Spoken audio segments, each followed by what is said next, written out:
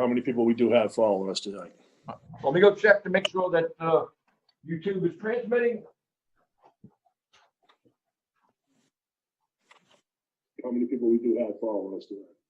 Let me go check to make sure that YouTube is transmitting. How many people we do have following us tonight? Let me go check to make sure that YouTube is transmitting. All right, everyone, we are live on YouTube. I am going to start recording. I am not, I'm having some problems here. Everyone, we are live on YouTube. I am going to start recording. I'm having some problems here. I have a problem. I got my screen. I got to touch something. You was not staying on my screen. Can you get me back in? Sure. Hang on one second. Okay.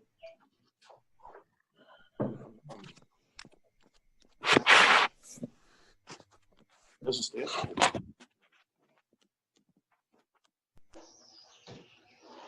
That will all disappear. Okay. Nope. Okay. Well, thank you. I'm not very techie, so we need a little assistance.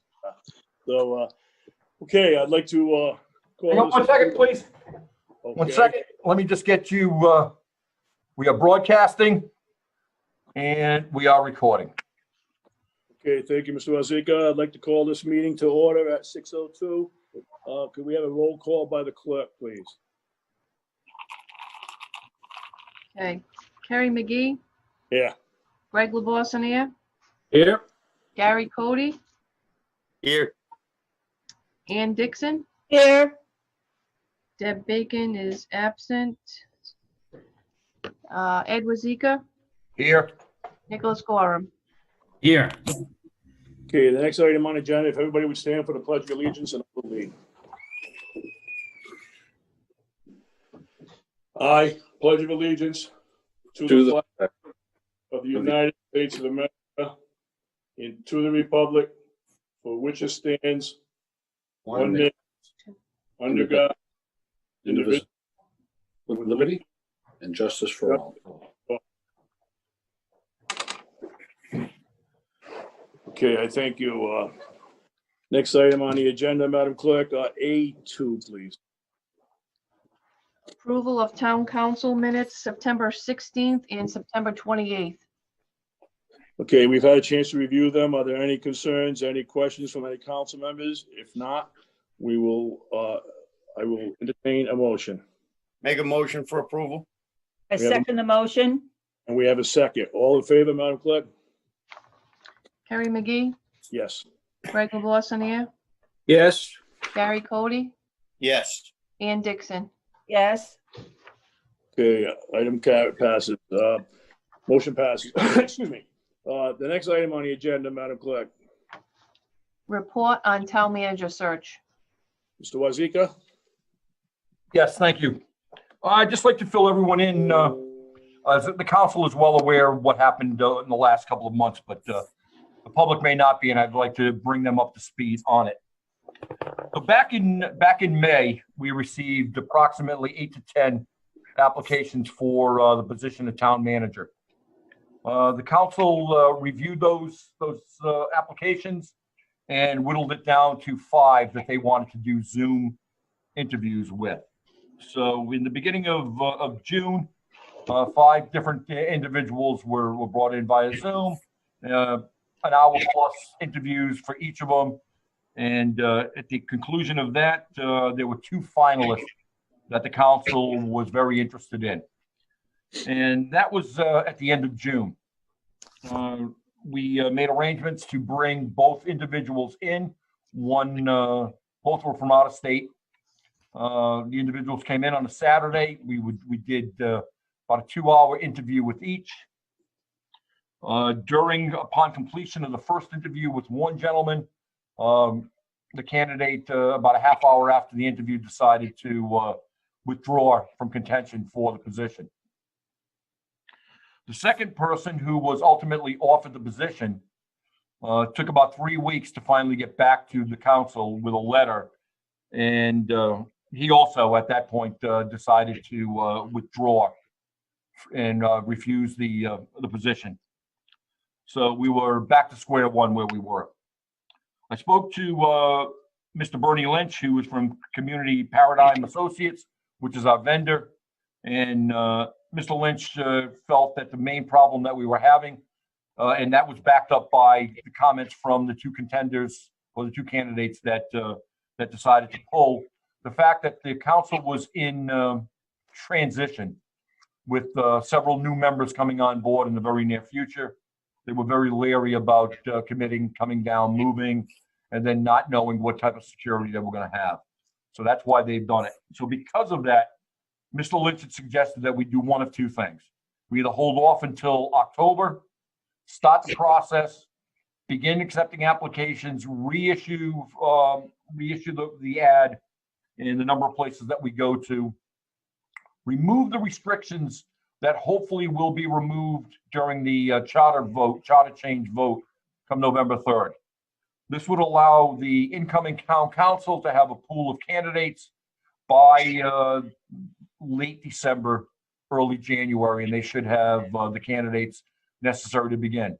The other option is we do nothing at this point and just let it go until the new council comes in. I'm not trying to tell anybody what to do, but my recommendation would be that we begin and start the process so at least the incoming council has the beginning of a pool of candidates. But I just wanted your input.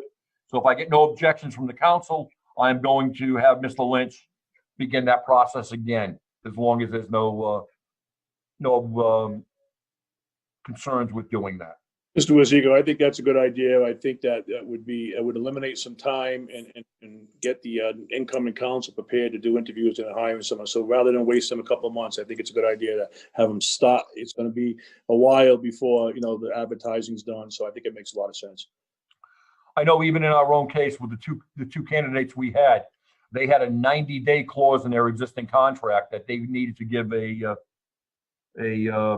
letter of resignation 90 days in advance. So, I mean, even with someone chosen, if whoever is chosen has that kind of clause, it's still going to be an extensive time frame before they get that body in. So, yeah, that's why I'd like to get it started now and have that pool ready for them upon their being sworn in.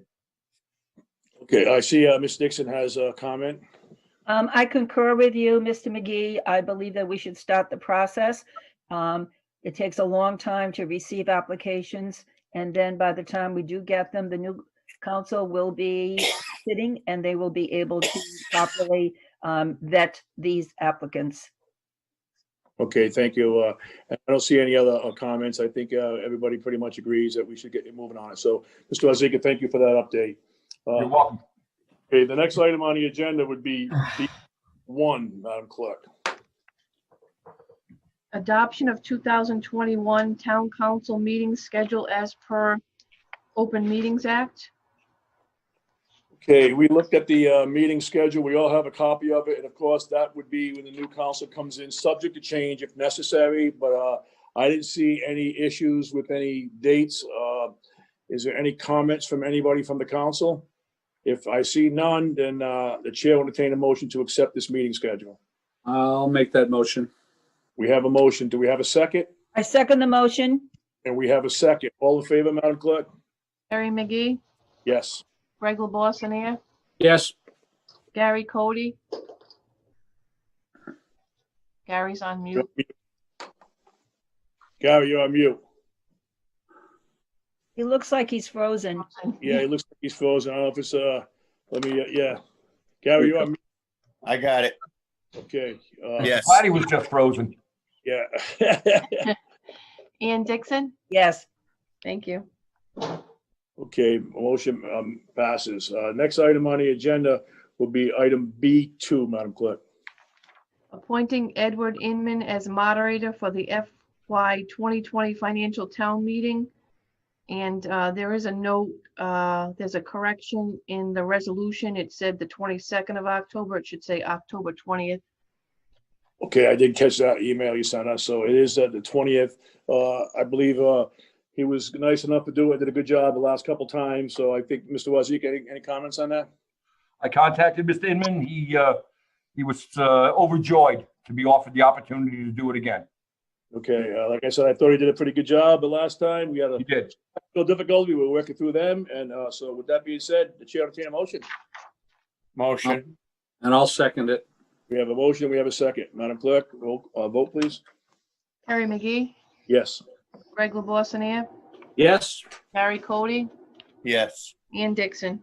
Yes, Okay, motion carries. The next item on the agenda will be C1, Madam Clerk.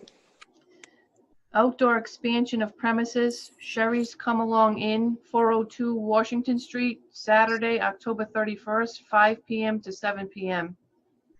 Mr. Wazzik, you have any comments on that? I know you've been in conversation with him. We have the map. We've had there's no objections from the police or the zoning officials. Do you have Nope, any? that came in today. Sherry's has done this on a couple of occasions. This is a very short duration one. They're only looking for 2 hours. We've had absolutely no issues in the past, and I'd recommend the passage of the 1-day expansion. And we do want to do everything we can to help businesses where it's been hurting. So with that being said, if there are any comments, or if there are none, the chair will entertain a motion. I'll make that motion with a comment, the fact that they're not even open yet. They haven't reopened, and they will be, that's one of the things they'll be looking to open to try to celebrate a reopening. And so I make that motion to grant the license. I second the motion. We have a motion and we have a second. All in favor, Madam Clerk? Harry McGee, Yes.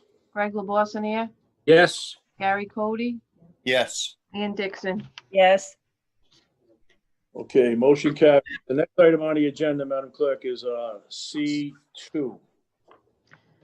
This is an exhibition and performance license for Step in Time Dance Academy, LLC on 113 Tyoke Avenue. It's an outdoor event, October 23rd to October 25th. Okay, we've looked over, it looks like as though it was pretty well organized with the COVID precautions being taken. There was no issue with the police or with the zoning officials. Does any council member have any questions, any concerns? Seeing none, the chair will entertain a motion. Motion. We have a motion. Do we have a second? I'll second, second. We have a second. All in favor, Madam Clerk? Harry McGee, Yes. Greg LaBoissonnais, Yes, Gary Cody, Yes. Ann Dixon. yes, Okay, 4 votes yes, motion carries. The next item on the agenda, Madam Clerk, would be D1, please.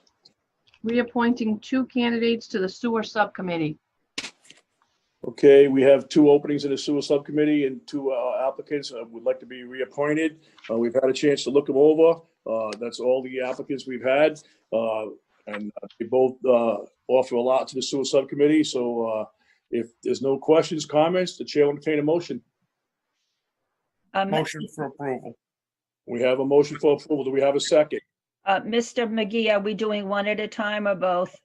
I think we can do both for the sewer subcommittee. I don't see any issues. We both have the resume, so I'm going to do both. If we're doing both, we should name the candidates in the motion. Okay. The candidates are Jennifer Ludwig and Glenn Skirka will be the 2 candidates for the sewer subcommittee. If there's no objections from the rest of the council, we'll do them both at that time. Seeing none, the chair will entertain a motion again. Motion. We have a motion. Do we have a second? I'll second it. We have a Yeah. second. All in favor, Madam Just Clerk? for a little bit of discussion, just to reiterate Absolutely. Go ahead, Mr. Lavasseur. that I would, after the number of years of serving on the sewer subcommittee, and that'll be coming to, I believe, either tomorrow night or next week will probably be my final night as a council person on that subcommittee. I want to say how very proud I am of the committee as a whole, but especially the job that Glenn Skirka has done as chairman through some very, very difficult times has been outstanding. And the fact that and then when Jen Ludwig came on, she was looking to serve the town. We asked her to go on the sewer subcommittee, and she went in and became the liaison between the West Warwick sewer committee and the subcommittee and the town of Coventry. So I think we've got 2 wonderful people on there. I'm very happy to have them back and to go on the committee again. All right, thank you. And I'd like to reiterate that I spent some years on the sewer subcommittee also with both of them, and they worked tirelessly with all of the tough, difficult times we had. They did work tirelessly, so I highly recommend them two to be put back on. So I don't know if we got a motion, but I would like to open up for a motion again. I'll make that motion. Okay, we have a motion. Do we have a second? I'll second the motion. We have a second. All in favor, Madam Clerk? Carrie McGee, Yes. Greg LeBoissonnier, Yes. Gary Cody, Yes. Ann Dixon. Yes, Okay, motion carries. The next item on the agenda, Madam Clerk, would be D2, please. Reappointing 2 candidates to the Sewer Assessment Board of Review.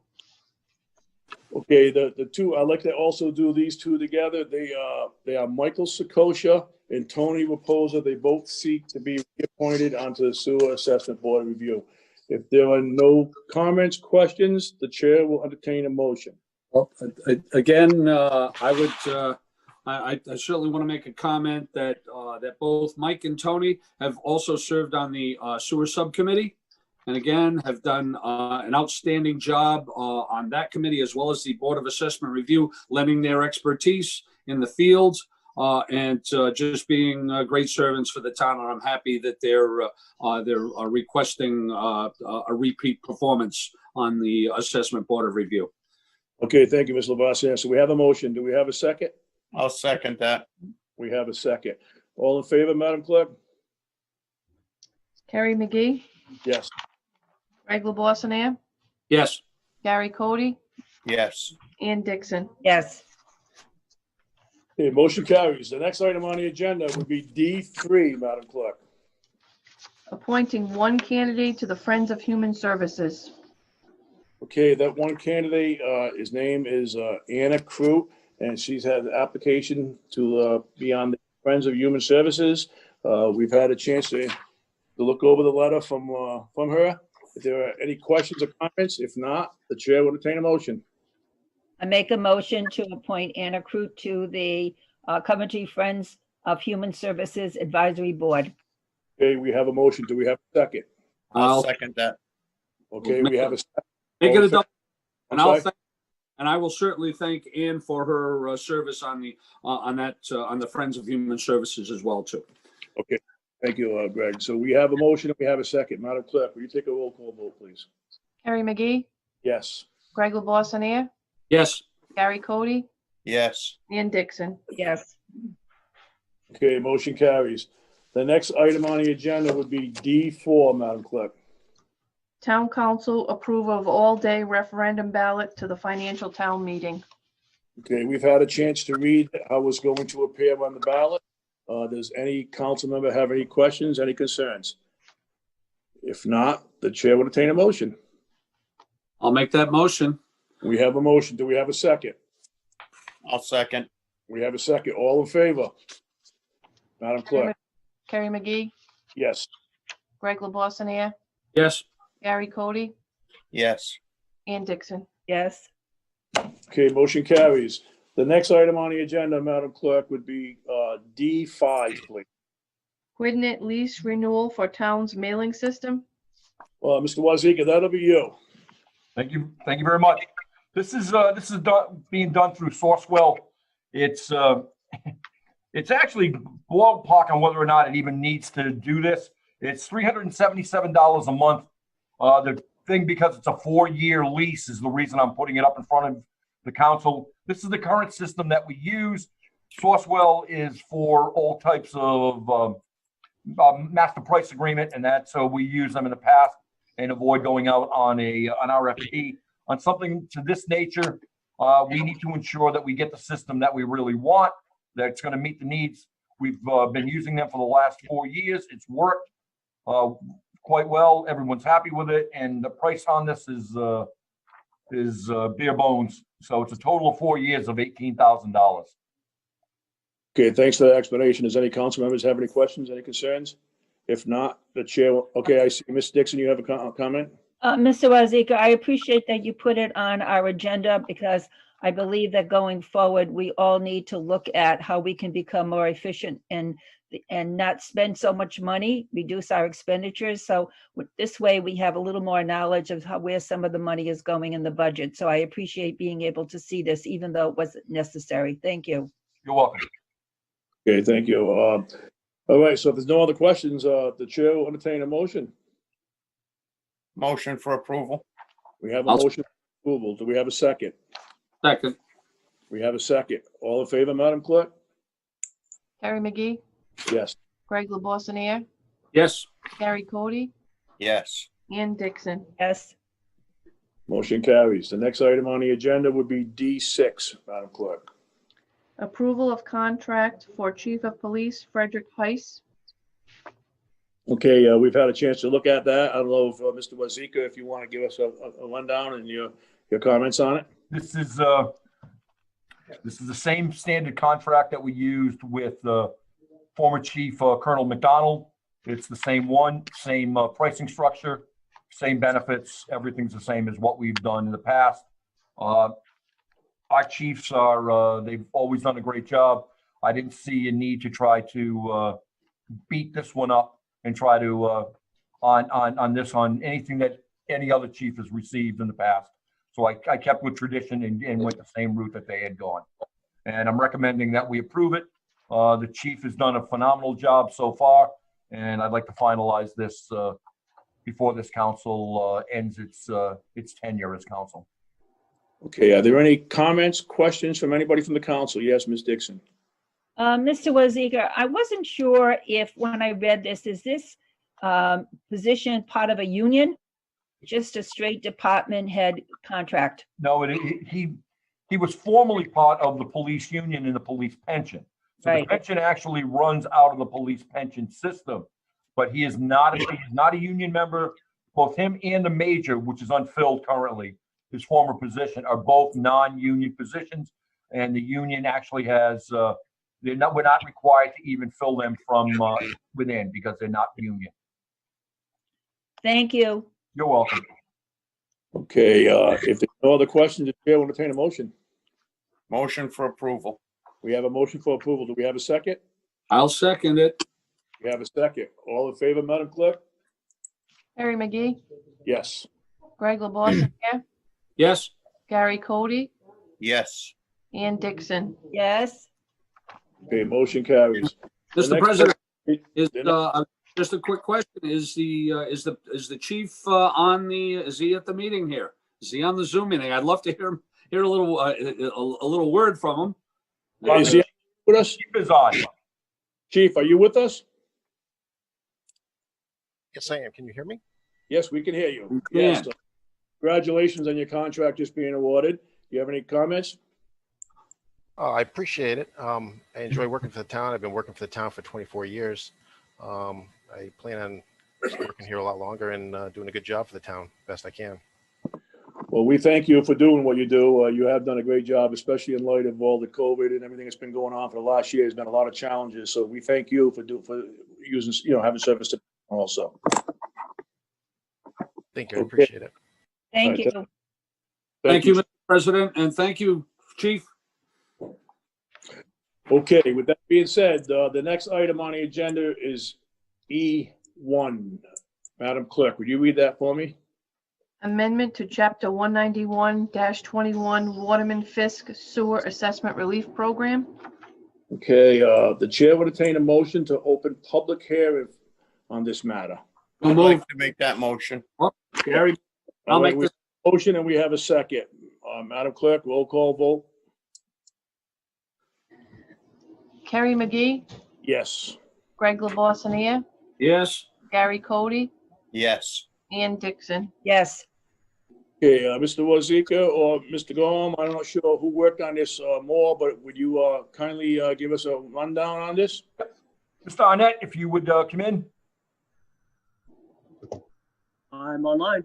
All right, sir. I'll just start with, we had already, the council has approved this once already. It had gone through, and then someone had filed a complaint with the Attorney General's office. There was a minor issue. We've revamped it, we reworked it. It was simply about, if I'm not mistaken, just about the total amount of money that would actually be utilized in this assistance program. But I'm going to let John and Nick give you all the particulars. John, if you wouldn't mind. Sure.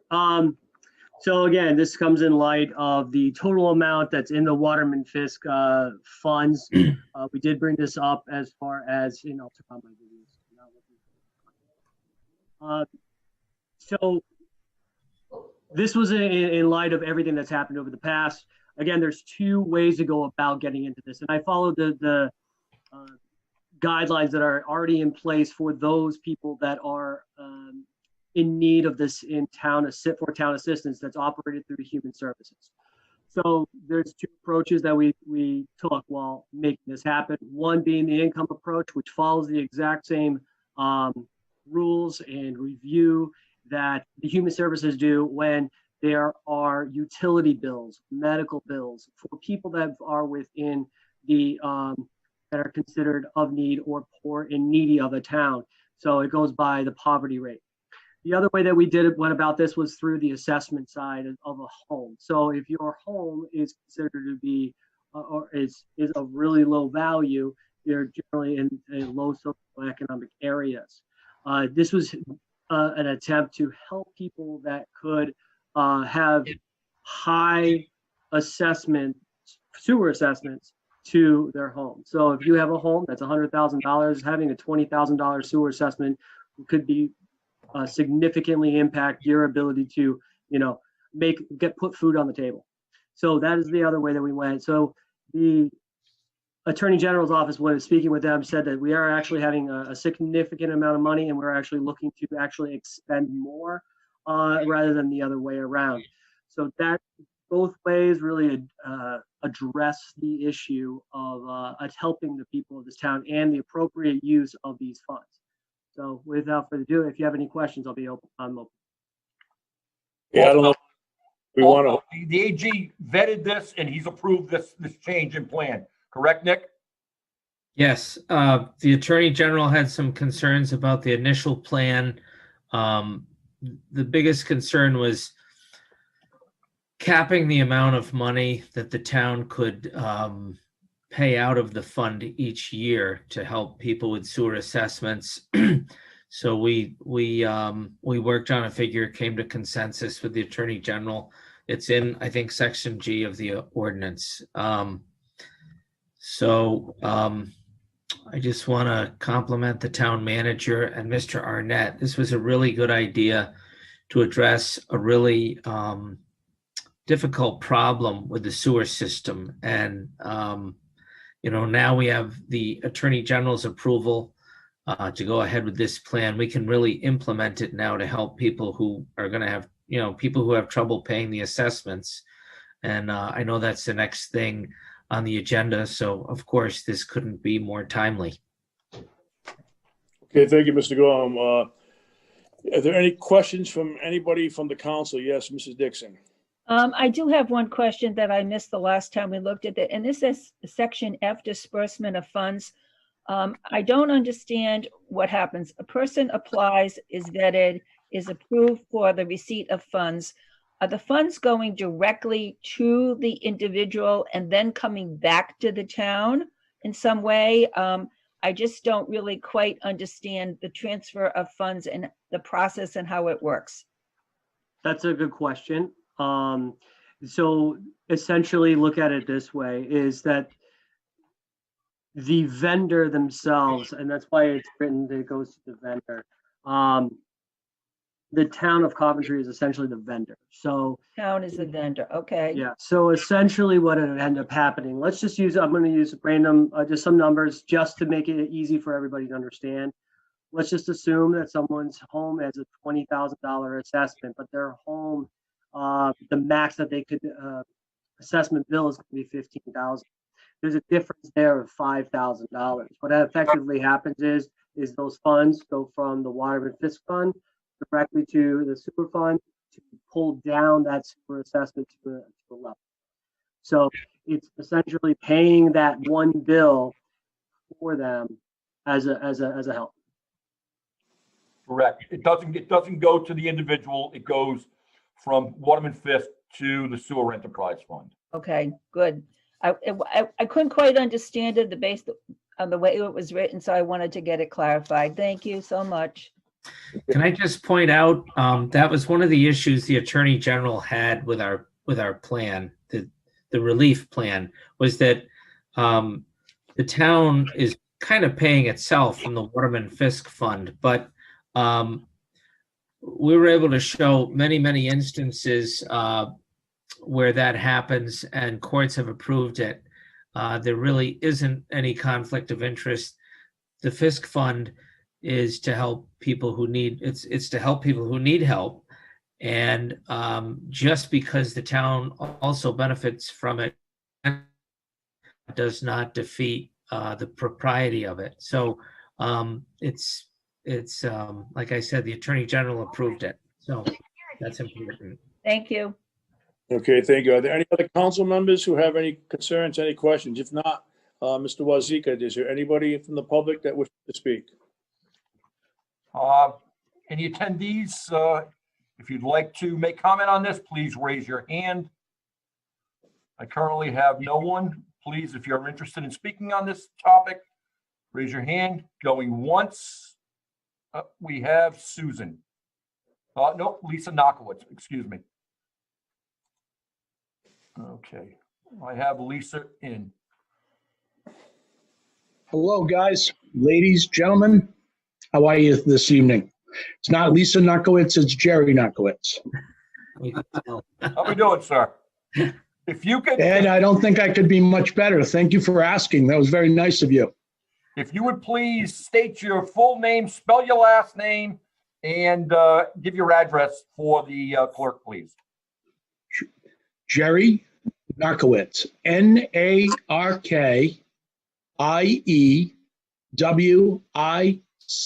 like in Carl and Z like in zebra. Address 21 Beach Street, Coventry, Rhode Island. Thank you. You're welcome. Okay, you have a comment? I do. I was trying to listen, and it's obviously harder on a Zoom call. But I thought it was interesting that due to the high cost that looks like it's coming down the pike for people to attach, that you're looking for money to be brought out of the general fund. Do I have that correct? No. Okay. Could you please explain it a little better if you could? Certainly. The funds are actually part of the Waterman Fiske Assistance Fund that was started back in the 1800s. Two different gentlemen. That fund currently is the only use for that is to help Coventry's poor. That's the purpose of the funds. They are not from town funds. Currently, John, correct me, it's about what, $3.2, $3.3 million in that fund currently. And it's been used for a number of assistance situations.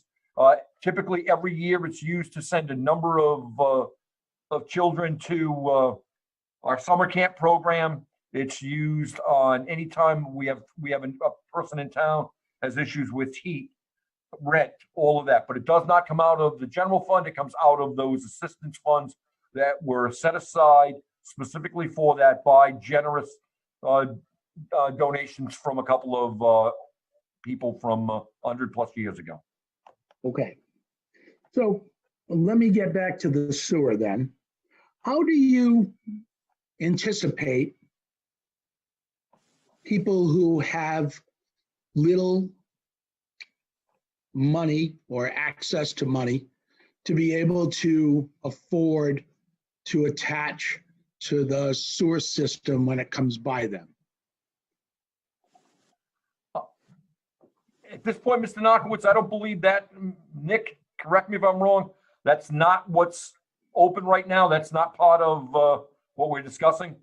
Okay. Well, actually, I think his question is very germane. That's kind of exactly what we're discussing. This fund, Mr. Narkowitz, it was the decision of the council to make this fund available so that people who couldn't afford it, as you've described, could get some assistance from the town through the Isaac Fiske Fund. So this is Yeah. the answer to the question that you asked. May I answer it a little bit more specifically? This is addressing that specific question about how do you assist people, or does management take into consideration people as to hook up? This is one piece of it. Part of the Auditor General's review that was conducted last year, piece of that is also determining the scope of future plans, where they're going to be going, the number of units, and the whole point of whatever the next piece would be is to think about all of it and to push the costs as low as possible. It's actually right in there in one of the bullet points is to reduce the rates as low as possible. So it's part of that. It's part of the big picture. So we're addressing that one piece right here. Okay. I'm sorry, Ms. Dixon, are you looking to speak? And I jumped in. I'm sorry. No, I was just asking permission to speak, but certainly continue on, Mr. Nakowitz. Okay. So I listened, and I've been involved with the sewer board and various other aspects in town. And the cost is just near impossible for most people to afford to do. And as much as, you know, I understand you want people to stand on their own feet, I couldn't imagine somebody having a house that's worth $150 and having to spend $30,000 on a sewer attachment. And that's just the street going by, and then the attachment into their house, and then their monthly fee or their yearly fees. And it's dramatic for me to think that this is where we are in a town the size we are, and we're not capable of finding a solution that can help a majority of people who on the eastern end of Coventry probably don't have the monetary ability to do this program. And I'd love to hear you all say, well, we have a solution at hand, or we're working on a solution. I haven't quite heard that. If I may? Yeah, go ahead, John. Wanted to finish. Excuse me, Gary. John, you wanted to comment on that? Again, I would like to, again, because you mentioned the people on the eastern side of Coventry with a house that is $150. Part of this, as far as the ordinance change or the fix, Waterman Fiske Fund, it actually caps the amount that we can, assessment that we can charge to anybody as that 15% of that assessed value. So if someone has a value of $150,000, you're capping it. And then that difference is going to be made up. So this is really addressing your concern right here. That was really all I wanted to say here. Okay, thank you, John. I just might add that this is a small move forward to help the people who can't afford it. We understand that it's expensive, and I really do believe, probably not in my lifetime, but you're going to see mandated sewers throughout and if you've noticed in the news, Warwick is going through the same difficulties as we are. The town of Coventry does it no different than any other town in the state of Rhode Island. Mr. Cody, you had a comment you wanted to make? Yeah. Good evening, Mr. Nakowitz, and I appreciate your question. I also want you to take into account that when this council was seated, the interest rate that the town of Coventry was then currently collecting on any loan that the town did for the homeowner for a sewer assessment was collecting 6% interest, which I thought was a revenue generator for the town, which I didn't think was right. We lowered that down to 0.5% above what we pay for it, just as an administrative fee, because we borrow the money from Clean Water. And I'm just going to use some round numbers. They charge us 1.5% on the money that we borrow from them. So if we extend that same thing to the homeowner to help them with their sewer assessment, we charge them 2%, which is 1/2 of 1% above what we pay for it. And we do that as an administrative fee because then the town has to administer that loan for 20 years. So the council has been trying to take steps to make it easier for the taxpayers. And you notice I didn't say cheaper because there's nothing cheap about a sanitary sewer system. But we've been trying to take steps that would make it easier for the taxpayers to be able to absorb some of these costs.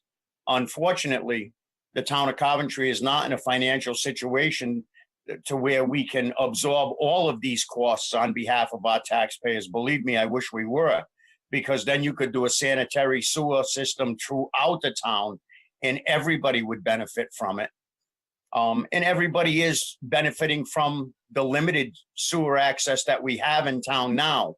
But I think moving forward, what future councils should think about is if they are going to expand the sewer system in the town of Coventry, to concentrate on doing that in commercial districts or industrial zones, and take some of the pressure off the back of the residential taxpayers. Sure. Yeah, I hear you, Gary. It's a well thought out point, and I of course understand the situation still is dire when it comes to. I mean, I can only speak of the eastern end of Coventry, where the density is, small little lots, probably a lot of failing septic systems. And I realize, I think about one of those studies I remember reading, the Pinelands, where anytime you've got a 2-acre lot or better, you end up with very little damage beyond your border. So Western Coventry is never going to need sewers, and Eastern Coventry is going to always need sewers. And we will continue to be under the confines of, even at 15%, Mr. Arnett, you realize that if, I used 150,000, it's probably more like 200,000. 15% can still put a person at $30,000. I think that's a lot of money for somebody to pay. And even as Gary said, a 2% loan still results in a substantial monthly payment for somebody who's maybe on limited funds. And I'm not sure that the solution is forthcoming. And I don't envy your situation, because obviously this is very, very difficult to the quagmire of it. But I love the idea that you all are trying, and I know you are, and I know it's a difficult situation. I just bring it more to your attention so that we keep the pressure on, I hope. Thank you very much, Mr. Narcois. I see that as a comment. If we could just keep all of our comments and to the Waterman Fiske sewer assessment, we'll discuss the next public hearing on some more sewer items. But let's keep it to the Waterman Fiske. Go ahead, Mrs. Dixon. Mr. Narcois, I appreciate the comments you've made. This obviously is our first attempt to provide some relief to the taxpayers. We certainly need to heed the voice of the taxpayers and continue to look for other options to provide some relief, but this is our first step forward. I appreciate your positive comments about it, but I want to assure you that we haven't completed what we need to do, and we will continue our search for other options. Fantastic. Can ask no more than that. You guys have a tough job. I appreciate your time this evening, and I wish you well. Please, all of you, stay healthy and do the best you can in life. Thank you, Mr. Narcois. I appreciate it. Have a wonderful evening. Okay. Is there anybody else who wants to speak? Teresa. Okay. Is Teresa there? Yeah, this is Teresa Wilson, Wilson, and I'm at 48 Hazard Streets. And my question, I'm going to keep it limited right now to the use of this fund that you are discussing But then later on, I have some more questions about the sewer project in general. So my question, I know Mr. Arnett, you had said that, you know, it's going to be capped to that 15% of your assessed property value. But I guess my concern even then is someone with a $150,000 house, that's still about a $25,000 cap. Someone with a $250,000 house, which currently with the assessments going up because of the way the economy is going, property values are going up, that's a $37,000 cap. And so when you're discussing this, this fund, it's being discussed as something for people at or below the poverty level. So the people in this part of town aren't necessarily at the poverty level, but it's a working class part of town. And so I guess my concern is, I hear that you're trying to provide some sort of relief by opening up this fund. But when you talk about what it's been used for in the past, you know, helping impoverished kids go to summer camps, and that it's like a $3 million kind of fund, you know, what are going to be, I guess, the eligibility or the qualifications to take advantage of this fund? Because people that own a house that is, you know, in this part of town, not necessarily are we at poverty level, but surely $25,000, $35,000 is going to be an extremely high number to reach. And so I guess my concern is, like, it sounds great, this fund sounds awesome, but it also, I'm wondering what those qualifications are going to be that we're going to have to meet for people who want to take advantage of this fund, because it just seems like in order for us as a town to make a decision on moving forward with sewers, we need to know who's going to meet the qualifications to use something like this fund, because it sounds great until we find out that maybe no one qualifies for it on our street.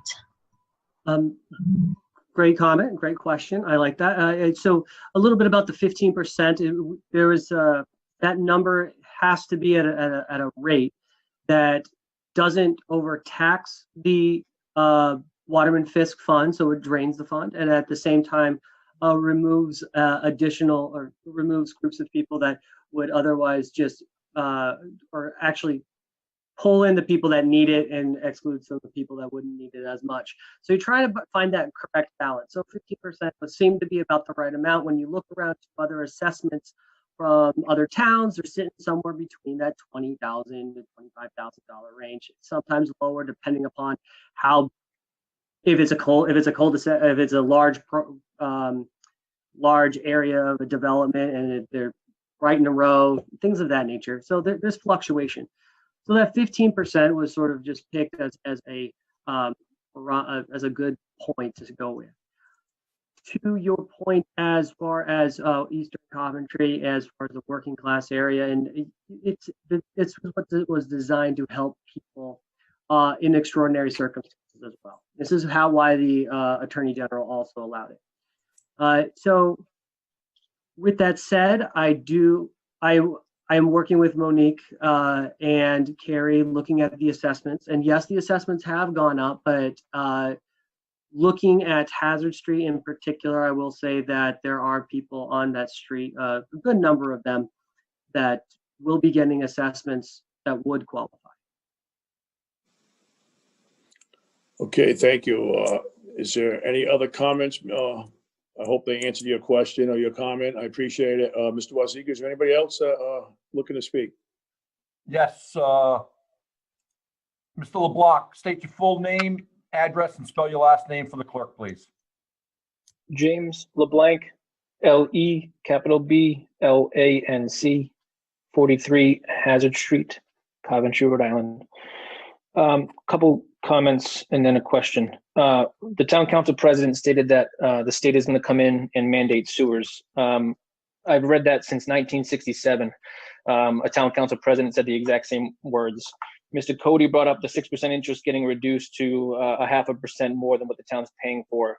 That happened because concerned residents got together, had the General Assembly pass legislation that reduced that interest rate. Just wanted to call that out. And my question is, while the Waterman Fiske Fund is helping with the sewer assessments, because we know these people can't afford them, how, and you all know that sewer pumps are necessary. You know that decommissioning of current septic systems is necessary. The sewer pump itself is $5,000. So what is the solution for these people to get the money for the sewer pump if they don't have the funds for the sewer pump, on top of not having the funds for these sewer assessments? There's also plumbing work that needs to be done inside one's home. There's a cost to connect. What's the solution to help them with those costs? Is the Waterman Fiske going to help with those?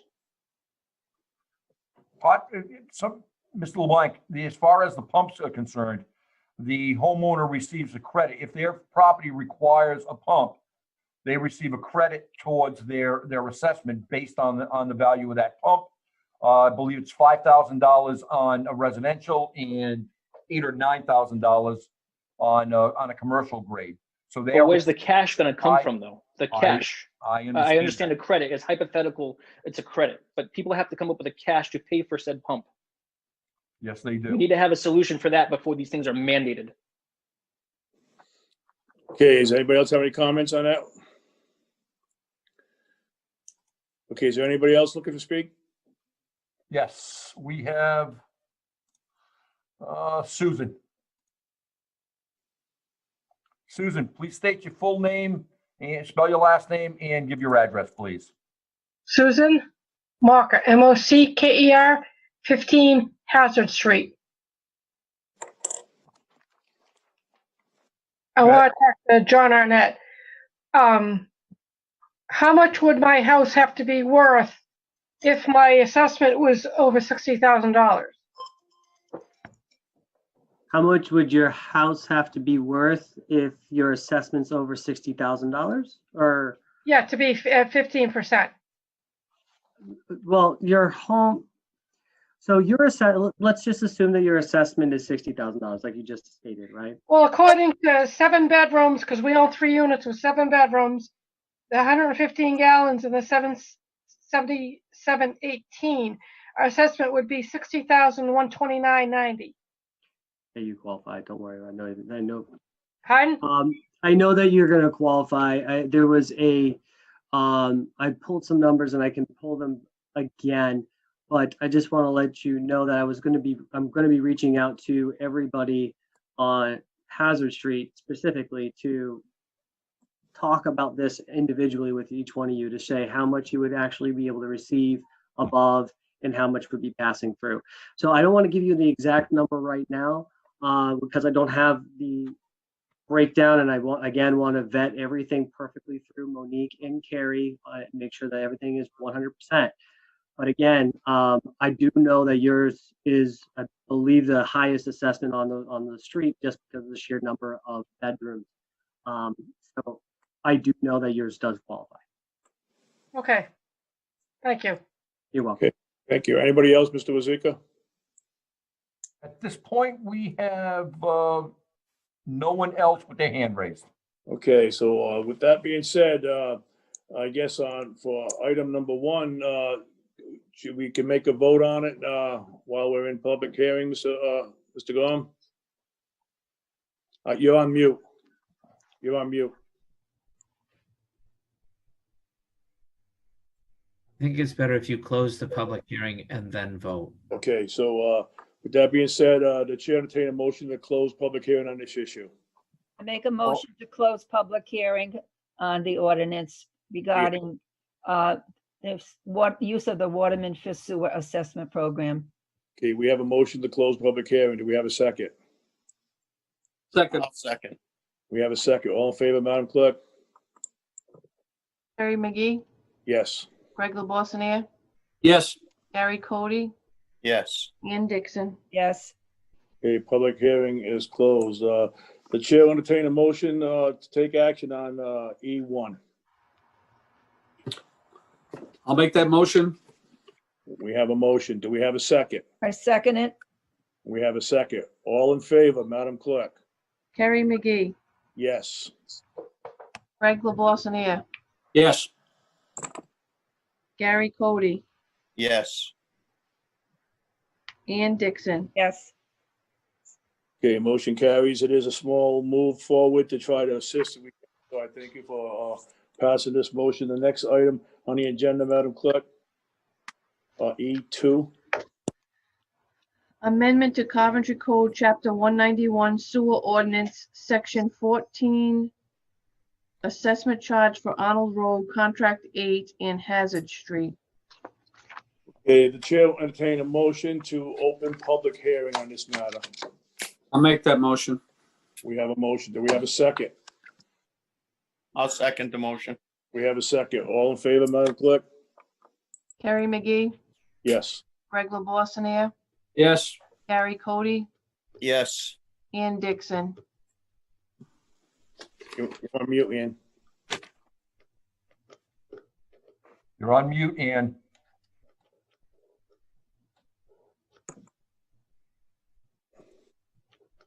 You're still on mute, Ian.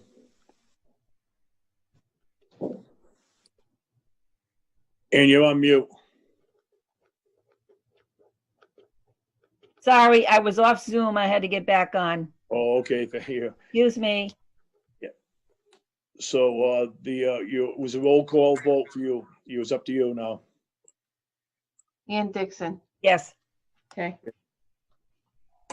Public hearing is open. Mr. Wazika, do you want to, give your comments on, item E2, please? Yes, these numbers are, I know they're high for some people. For most people, they'd be high for just about everybody. I've got Monique Hool, our tax collector, who is also currently handling this aspect of the sewer enterprise fund. She's involved in calculating all of the rates based on the construction cost. And I'm going to bring Monique in and let Mo she's going to say a few words on how this was all done, just to bring everybody up to speed on this. Monique? Hi, can you hear me? We can hear you. Okay, I'm just gonna run through the calculations for Arnold Road North and then Hazard Street. For Arnold Road North, that consists of 42 properties. 2 of the properties are combination residential and commercial. 1 is commercial and the 39 remaining are residential. The assessments to be billed are based on the total cost of construction, not including any costs associated with paving. We're currently looking at building a total of $844,346.36, including pump credits. The residential rate we're looking at is $62.08 for gallons per day.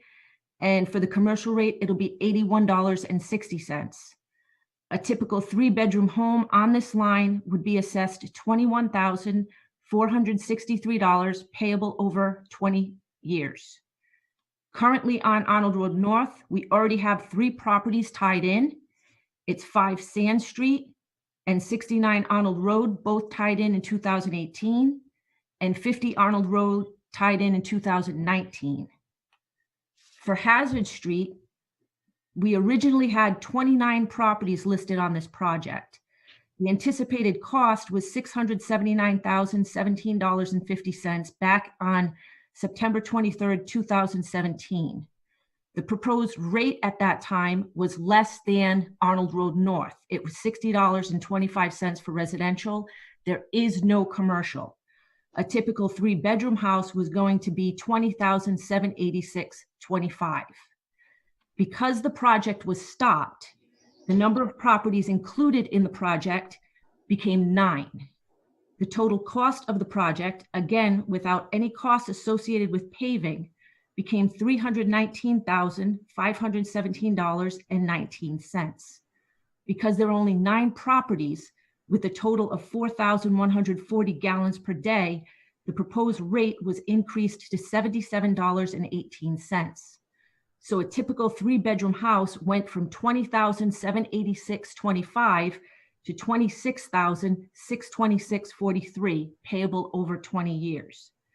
Currently, Hazard Street has 2 properties tied in, 14 Hazard Street and 29 Hazard Street, both in 2018. And that's all I have to say.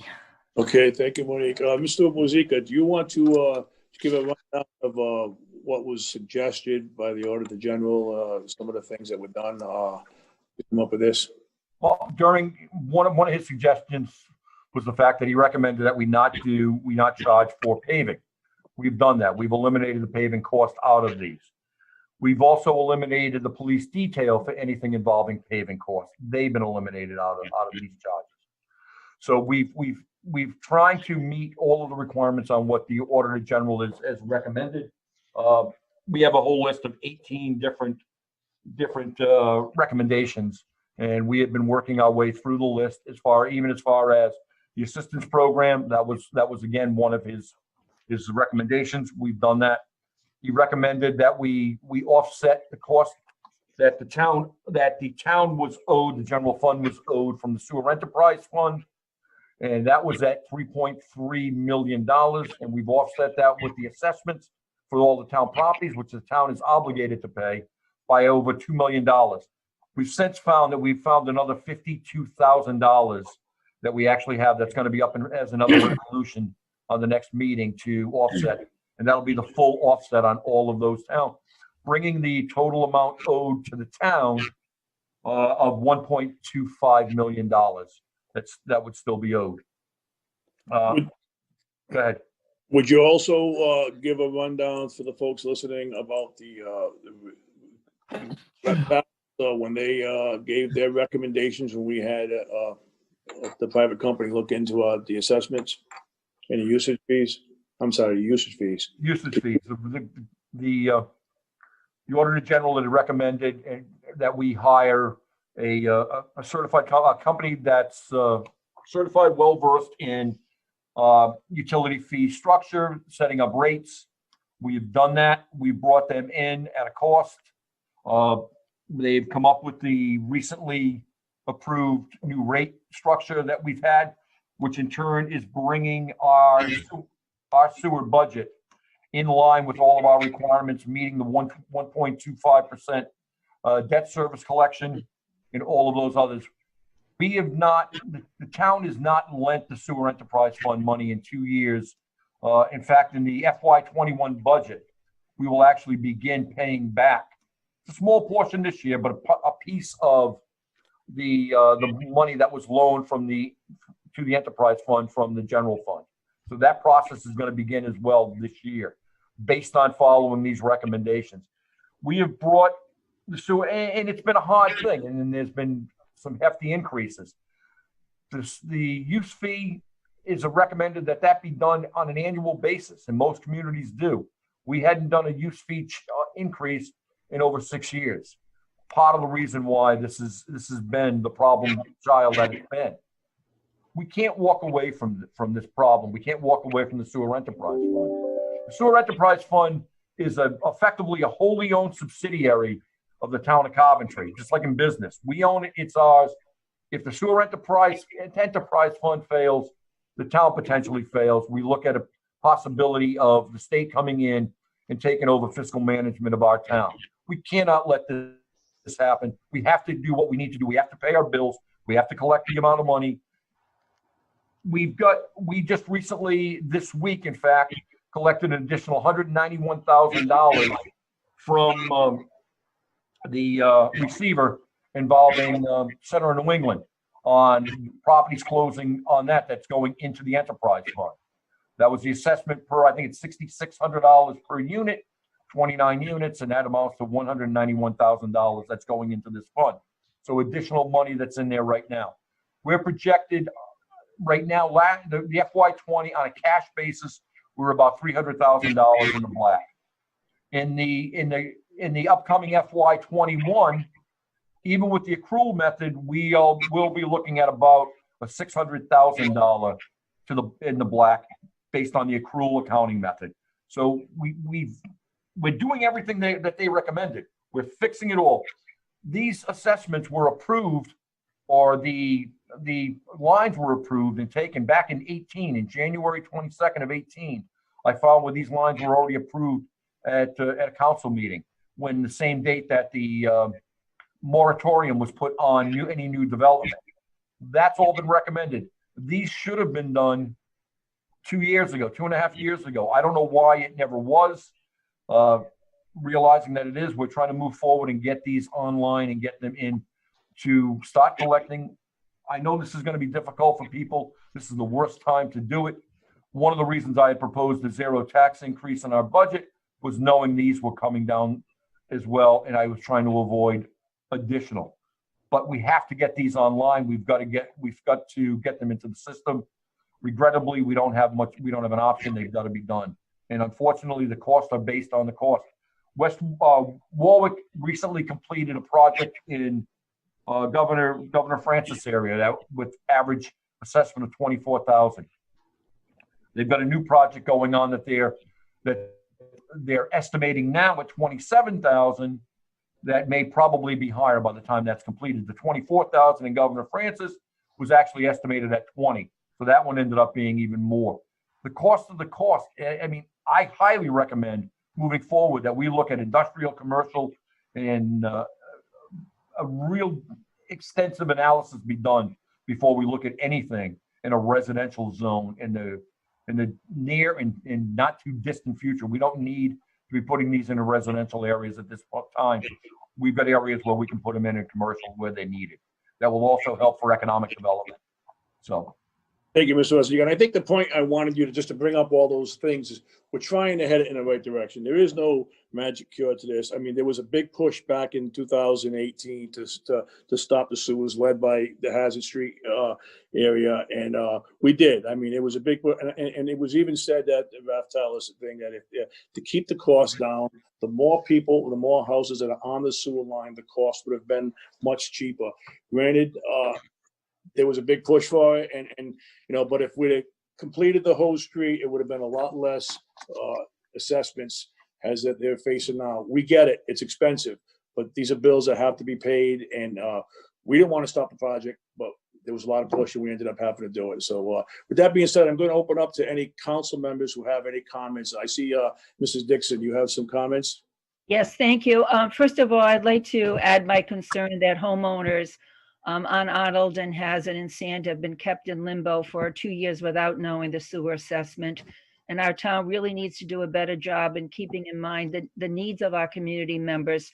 So to those residents who live on those streets, thank you for your patience with the council and with the process. I'd like to address one of the recommendations that the Auditor General made. And he did recommend considering eliminating paving costs and police details, and Mr. Wazika addressed that. But the Auditor General also recommended that we should consider eliminating any extraordinary unanticipated construction costs. And we know that on Hazard, ledge went into ledge, and it cost a lot of extra money to do the work that needed to be done there. There were some extra costs on Arnold Road. So I'm wondering, have we been able to anticipate or look at the extraordinary costs that we had and somehow make some adjustment in these assessments? We have the invoice on that. It amounts to $22,000.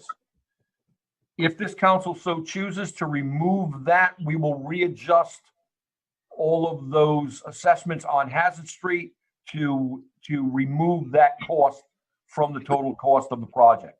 That's entirely up to you. The cost currently does still have that in there, but again, it is your decision if you can do it, and you can make a recommendation to remove that tonight, and the new numbers will be adjusted out for the new rate. So what I'm hearing is that the unanticipated cost for Hazard amounted to $22,000. And what about Arnold Road? There's none that I'm aware of in the invoices that we have. I do not have anything on that for unanticipated costs. There was a change order. That was because Sand Street was added, and there were 4 or 5 houses on Sand Street that were added in. So there was additional piping put down. But I'm not aware of, and there may be, but I'm just not aware of it. I wouldn't want to find anything later and then get accused of lying. I'm just not aware of any at this point. Mo, are you aware of any? If you can help me on that one. I am not. I am not aware of any. Thank you. So $22,000 does not seem like a lot of money in the scheme of things, but I think it's the principle of the thing that if there are unanticipated construction costs, we need to consider this in the calculations for the sewer assessments. And I would recommend to the council members who are in attendance tonight that we do look at removing this $22,000 as a way of eliminating these unanticipated construction costs. Can I ask Mr. Wazika what the unanticipated costs were? Because if it was led to the the ledge that was there, that was not unanticipated. That was well known that there was ledge on the job, that it was going to be needed to be blasted or needed to be hammered. So I don't know if that's considered. My concern, that 22,000 is going to have to come from somewhere, you know, and it was not a surprise that there was ledge on that street. It was well known that there was ledge on that project. Mr. Arnett, One thing I'd like to make mention about when it comes to the costs like this, and when you're going into contracts, and I believe the council is well aware of these types of items, is that in the contract, that there are generally operating costs. So, for example, a breaking of a drill bed that is by the contractor because they are attacking that ledge should be a cost that is absorbed by that contractor as part of their operating costs. So we would fight operating costs of that nature. Unfortunately, part of the memorandum to get this thing stopped, part of that was the accepting of these types of costs. So I just want to make that mention that, and the Auditor General did say extraordinary costs, and these I don't believe are to be extraordinary. But again, this is you. The council can do whatever they so choose and remove them for the optics of this, and that is absolutely 100% doable. I guess if it was removed, where would the funds come from to pay it, Mr. Manager or John? We would have to find them. It comes out of the sewer operating budget. As far as it's an expense from the sewer would have to pay it. And because the sewer doesn't have a lot of cash on hand, that just increases the due to due from, which then has to be paid back over time. Yeah, are there any other comments from any of the council members? I see Mr. Cody's got his hand up. Yeah, thank you, Mr. President. So what I'm hearing through listening to this conversation is that by stopping the project short of completion, the houses on hazard that are going to tie in eventually, or that the sewer runs by, their sewer assessment went up, and the town's cost overall went up, or the overall cost of the sewer project went up because we accepted responsibility for equipment that was broken by the contractor during the course of the drilling and blasting of the ledge. Would that be a correct assessment? I don't know if we accepted any responsibility for any broken equipment. That's part of the contractor's job is to do the job. We just get charged per yard or whatever, however they figure extra when it comes to ledge. We don't actually absorb any breakdowns or any equipment. John? That is correct. During normal construction, we do not accept any types of breakdowns and things of that nature. Speaking directly with Weston and Sampson on the closing of this contract, that was part of the costs that were absorbed, part of the overall cost of the program. So consider it to be a closing cost of the contract is to absorb that piece. There were a lot of good things that came about from this. Yes, costs definitely went up for people on Hazard Street, but we are understanding how to move forward in this project. So yes, on all fronts, Gary, Mr. Cody, you're correct. Thank you. Thank you, Mr. President. Yeah, you're welcome. Mr. Wasika, is there anybody from the public who would like to comment?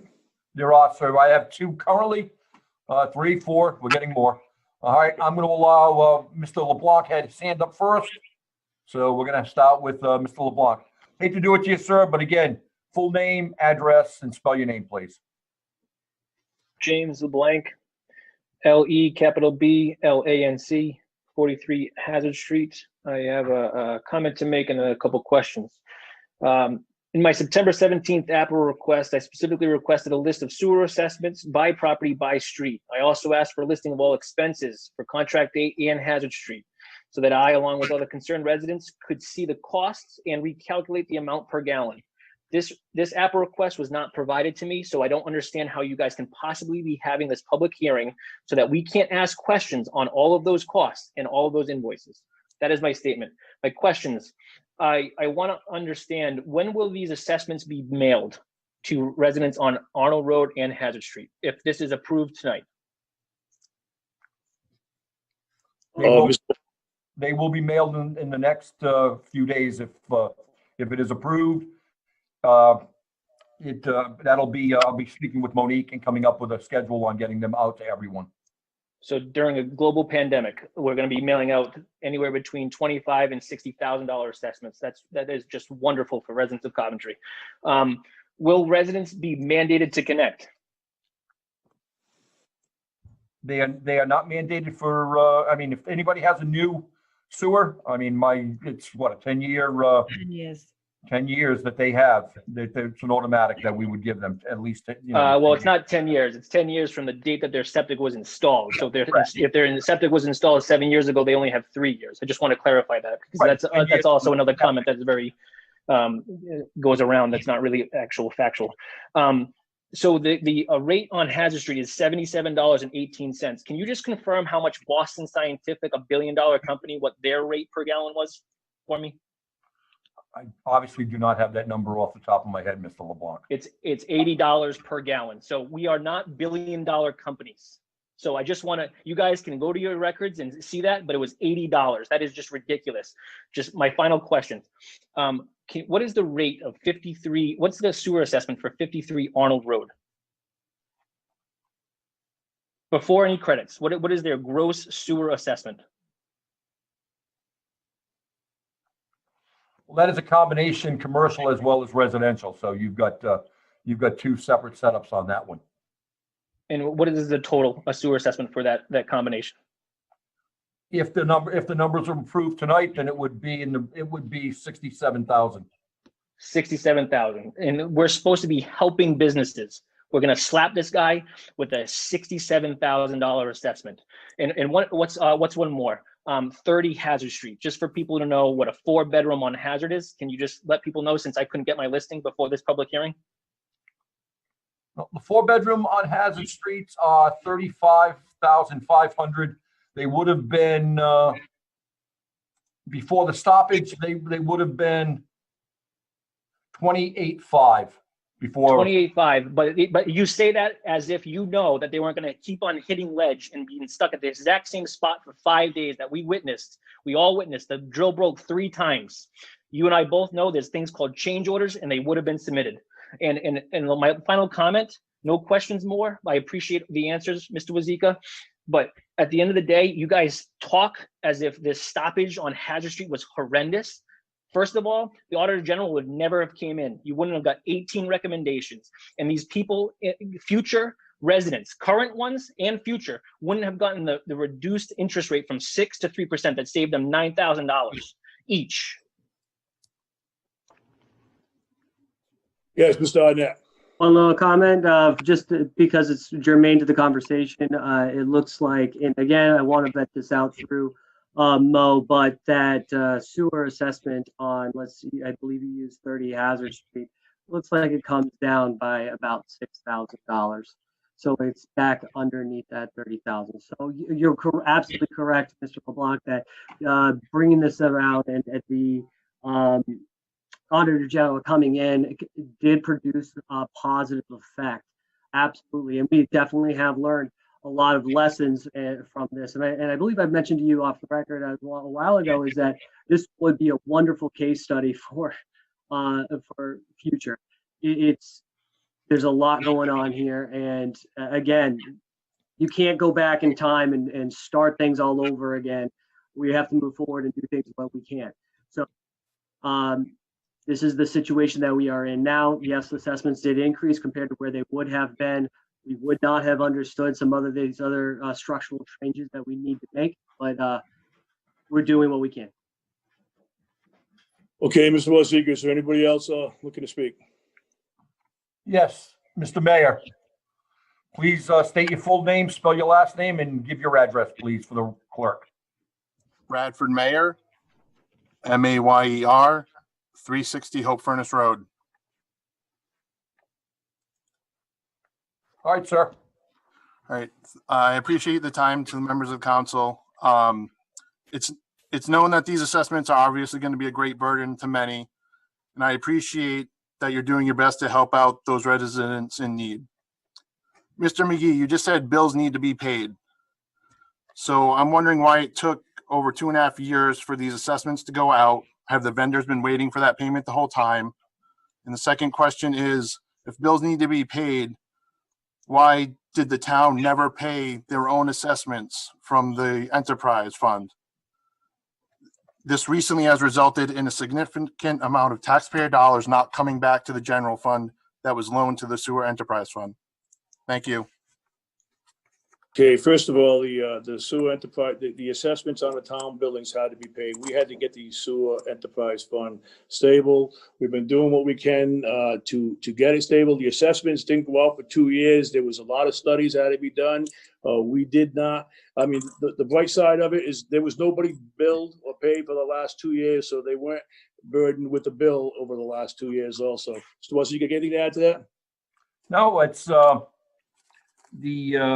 as far as the 2 years, a lot of that was on the freeze that they had going on, and the council's understanding to not put them out the door, and that's why they weren't going out the door. As far as the assessments and the school and the buildings, it's we do pay annually on those assessments. Not for every building, but we had been on the town buildings. The school buildings hadn't been, I believe. We had the new big assessment with the new police DHS complex. And instead of back and forth and just keep transferring money, 50,000, 75,000 each year, you're right. It took $2 million out of money that would be repaid, but it's $2 million we had to pay anyway. So, I mean, the money is just, it's paying off the assessment and keeping us from paying interest on those assessments. So there is a savings to the town by doing that. We'd be paying interest on all of them, just like anybody else. So we needed to pay those off and get them off the books as well. Okay, thank you, Mr. Wazika. All right. Thank you. Just lastly, I think it's a tremendous disservice to the public to keep dispensing with the first readings of ordinances and ordinance changes. It sets a bad precedent. Thank you for your time. If we can just keep this to the matter at hand, instead of making this a political issue, that would be better. Mr. Wazika, is there anybody else that would like to speak? Kenneth, please state your full name, spell your last name, and give us your address, please, for the clerk. Hi, thank you. My name is Kenneth Searle. I live at 4 Sand Street. My last name is Searle, S-E-A-R-L-E. Go ahead, sir. Sure. So I am aware of the proposed assessment coming to me. I live on Sand Street, and I know I'm going to be getting an assessment or expected to get one of something over $21,000. I'm not the only one concerned with the economic hardship this assessment is going to place on me and others who live on this sewer line. I don't have the kind of money available to pay for an assessment or the estimated $5,000 to hook up the sewer line or the money to decommission my functioning septic system right now. Now, I didn't ask for it, but I do see the benefit in having a public sewer system. I'm sure most of you would agree that we'll all stand to have cleaner groundwater streams and lakes in the area. But at the same time, we all benefit from the ability to attract tax revenue, generating businesses and residential development with the system. And I see the sewer infrastructure as just one of many public systems that helps to improve the entire community. Like if you have kids in Coventry public schools, the community benefits from school improvements. So we all pay for that through assessed property taxes. And if you need them or not, we all benefit from and pay for professional police, fire, rescue. And our community is better off because of them. In an email I shared with you, with the council on September 11th, I did propose to the town that since the whole town benefits from a public sewer system, the whole town should share in the cost. And I would like to thank Greg Labossiere, yourself, and Gary for your reply via email and your agreement with the idea. And I would also like to thank Councilmember Ann Dixon and Deborah Bacon for agreeing to advance the larger question concerning the town's vision for clean water and the sewer system as soon as possible. But sharing the cost of the sewer system, I think that would benefit the entire community is not my own.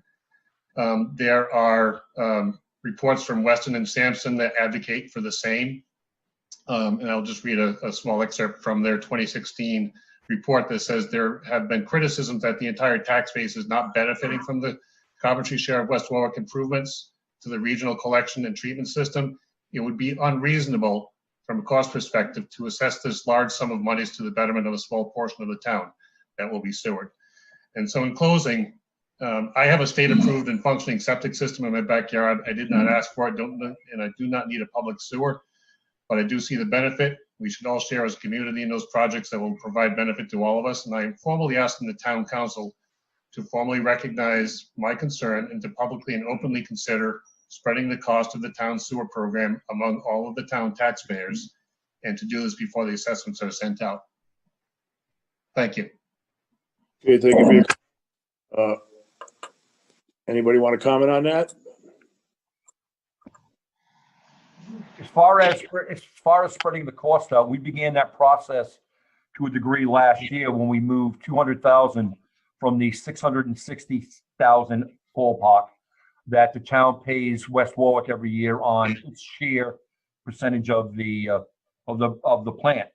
My hope had been that we could have moved more of that into the general fund this year, but obviously the budget hasn't allowed for that this year. Again, we're looking at next year, and hopefully we can move some more of that. That's the one piece of all of the costs that we are allowed to move and put out to the public. The rest of it, because of the very nature of the enterprise fund, we don't believe we can move any of those other costs out to the general public. For that 660,000 that we pay as a piece of the plant, that we can move that out. We've had rulings on that show that we can, and that is the ultimate goal, to get more of that over onto the full town side, to take a little bit of that load off of the ratepayers and the people that are on the sewer fund, because they do. This town benefits from a sewer program, commercial, residential, industrial, all of them. My plan, hopefully, the next extension of this will be down Tyo Ave, to open up all of that commercial industrial land that we have on Tyo going out to the West Greenwich line to development by people that want to. So I agree with Ken. I think we need to move more of that into it. And as our budget allows, we should be doing that. And like I said, we've started it and we will continue on it. Okay, thank you, Mr. Wazika. I see Mrs. Dixon has her hand up. Yes, thank you, Mr. Wazika, for that suggestion, and thank you, Mr. Earl, for raising the issue. It is true, the whole town benefits from a good clean water supply for all of the residents, or for the residents who are on the sewer system. I think it adds value to the town, and it makes our town attractive for commercial businesses too. So I'm happy to hear that we're able to perhaps move some of these costs.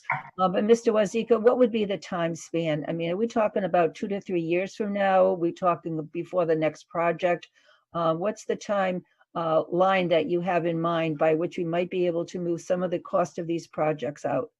I would love to put more of next year's budget, which hopefully this one will pass on the 22nd. But we'll begin the process of doing next year's budget right away, or nearly right away.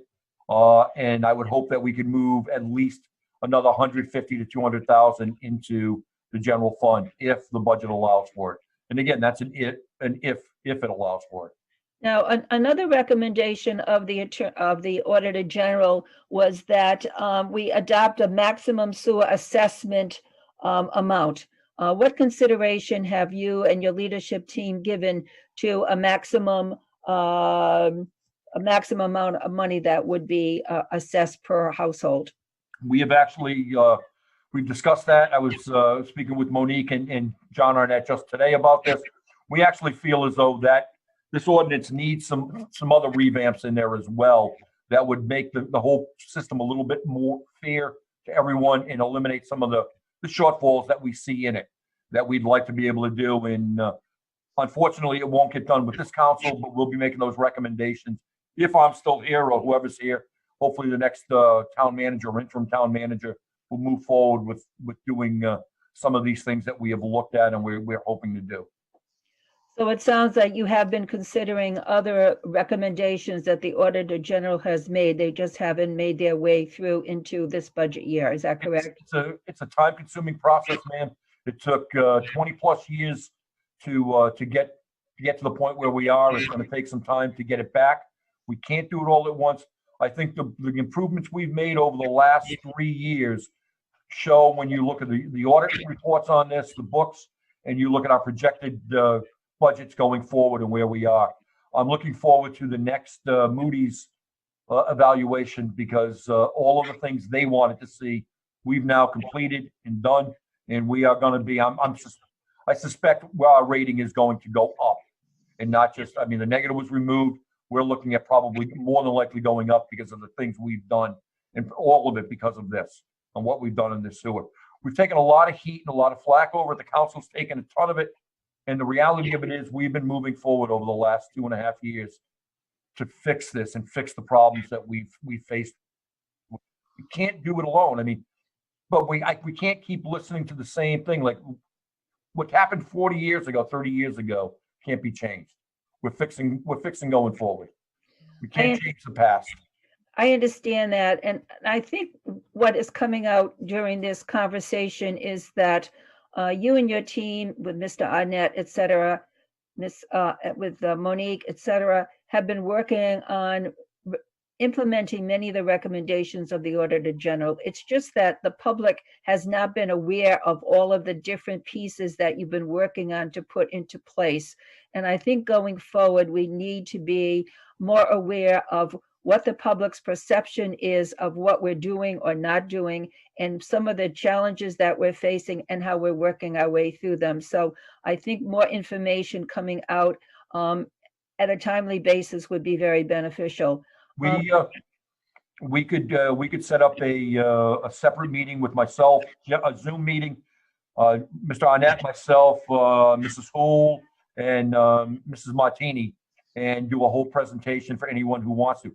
I will simply say this though, Mrs. Dixon, I'm a little disappointed that even in this evening, I've got 40 people, right? 40 attendees tonight between Zoom and the panelists and YouTube. And I really was expecting a lot more people than what we've got. And I wish we had more.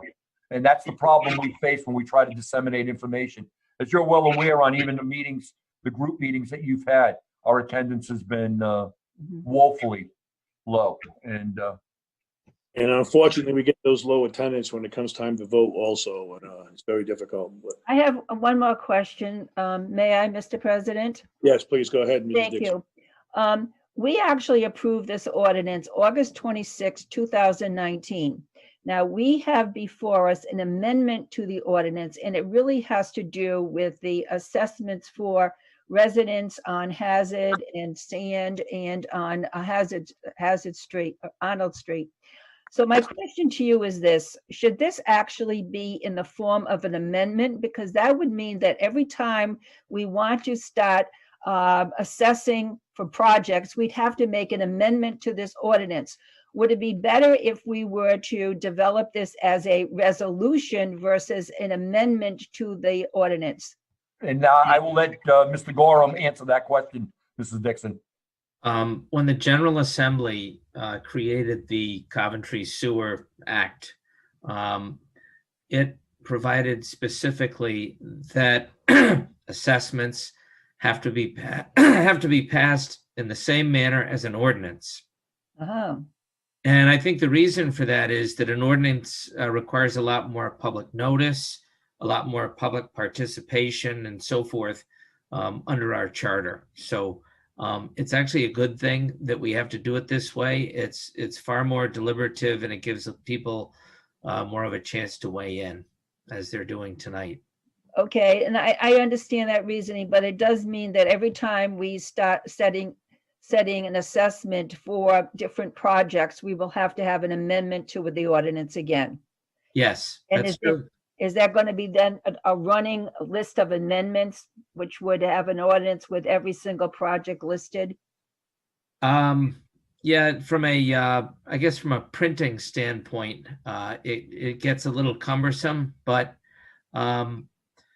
frankly, we just haven't done this very much. Even in my tenure, we just haven't done it much. So I'm not too worried about things getting about it. It's something I'm sure we can do, but it's, the big thing is if you do it as an ordinance amendment, the public is always guaranteed the notice that's built into our charter, a first reading, a public hearing before there's any vote, and those are good things. Thank you. I appreciate that clarification, and I'm sure others do too. And I just want to reiterate that I like Mr. Wazika's recommendation that we do have a special meeting by which we can go into more details and particulars about the ordinance so people better understand it. I don't feel that we're going to have a lot of people attending, but I think that we need to keep on trying to communicate with the voters and create awareness and understanding in every way we can. So thank you, Mr. Wazika and Mr. Arnett, for all the work you're doing. You're welcome. Thank you. Labasine, I see your hand wave. Yeah, barely off there. Thank you, Mr. President. The comment that I want to make is, first of all, I want to thank Mr. Arnett and Mr. Wazika for talking we've tried to lay the tracks here to move forward. Between what the council has done, between the input that has come from the citizen level, et cetera. But in looking forward, one of the things that obviously Mr. Wazika mentioned, the center of New England, where we just brought in some sewer assessments from a project that started there. Well, that's just the beginning of that. There are more proposals which are going to happen there. On the sewer subcommittee, we approved the capacity for another 96 units at Woodland Manor, and in those particular areas. They are going to add a lot of more assessment money into the enterprise fund, and it's going to add a lot more users to the program, which is going to help bring down a lot of the use costs that will be happening going forward in the future. That is what's going to help make the sewer system viable for the residential areas. To get into some of the areas, there are a lot of people who need these systems, especially around the water, around Lake Tioga, around the river areas, some of the low-lying areas. Even South Main Street, we've gotten calls from people who are looking to try to install systems that they're getting quotes on sand systems that are $32,000 to $35,000, and it's expensive no matter which way we do it.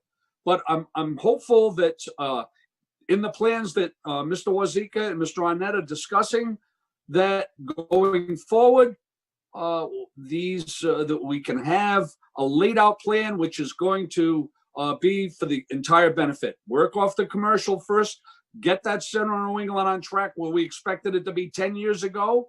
And I think that will move us in the right direction. That's just my and I know I'm probably again getting in time. I don't know if there are any other people who've got some public comments to speak, but thank you very much.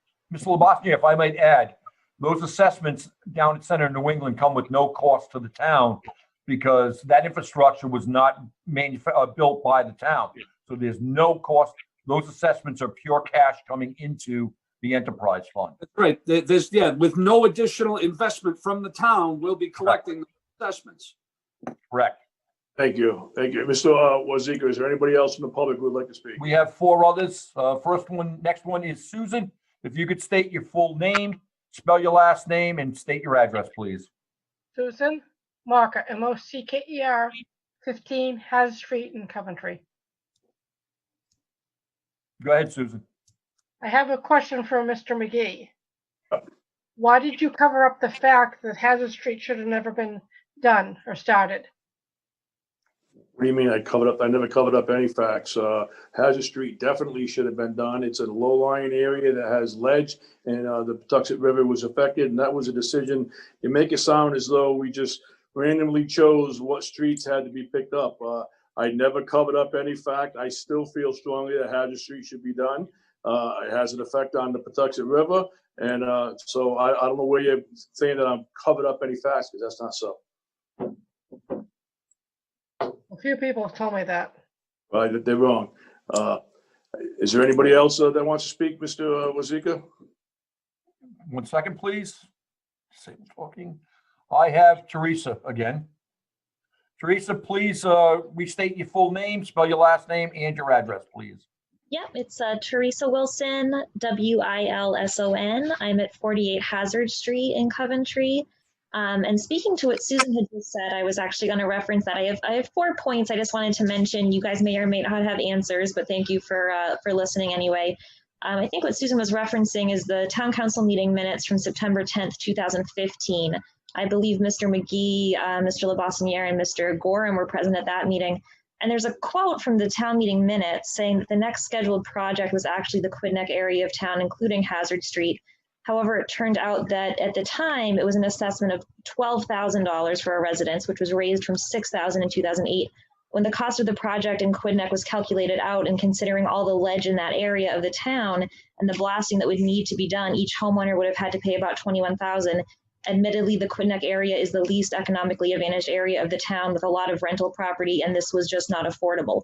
So from those specific town meeting minutes that were pulled up that are public record from 2015, it does seem like that, you know, Hazard Street and Quidneck area was considered and then was decided not to move forward because of the ledge and because of the cost to residents. So I believe that's what she's referencing.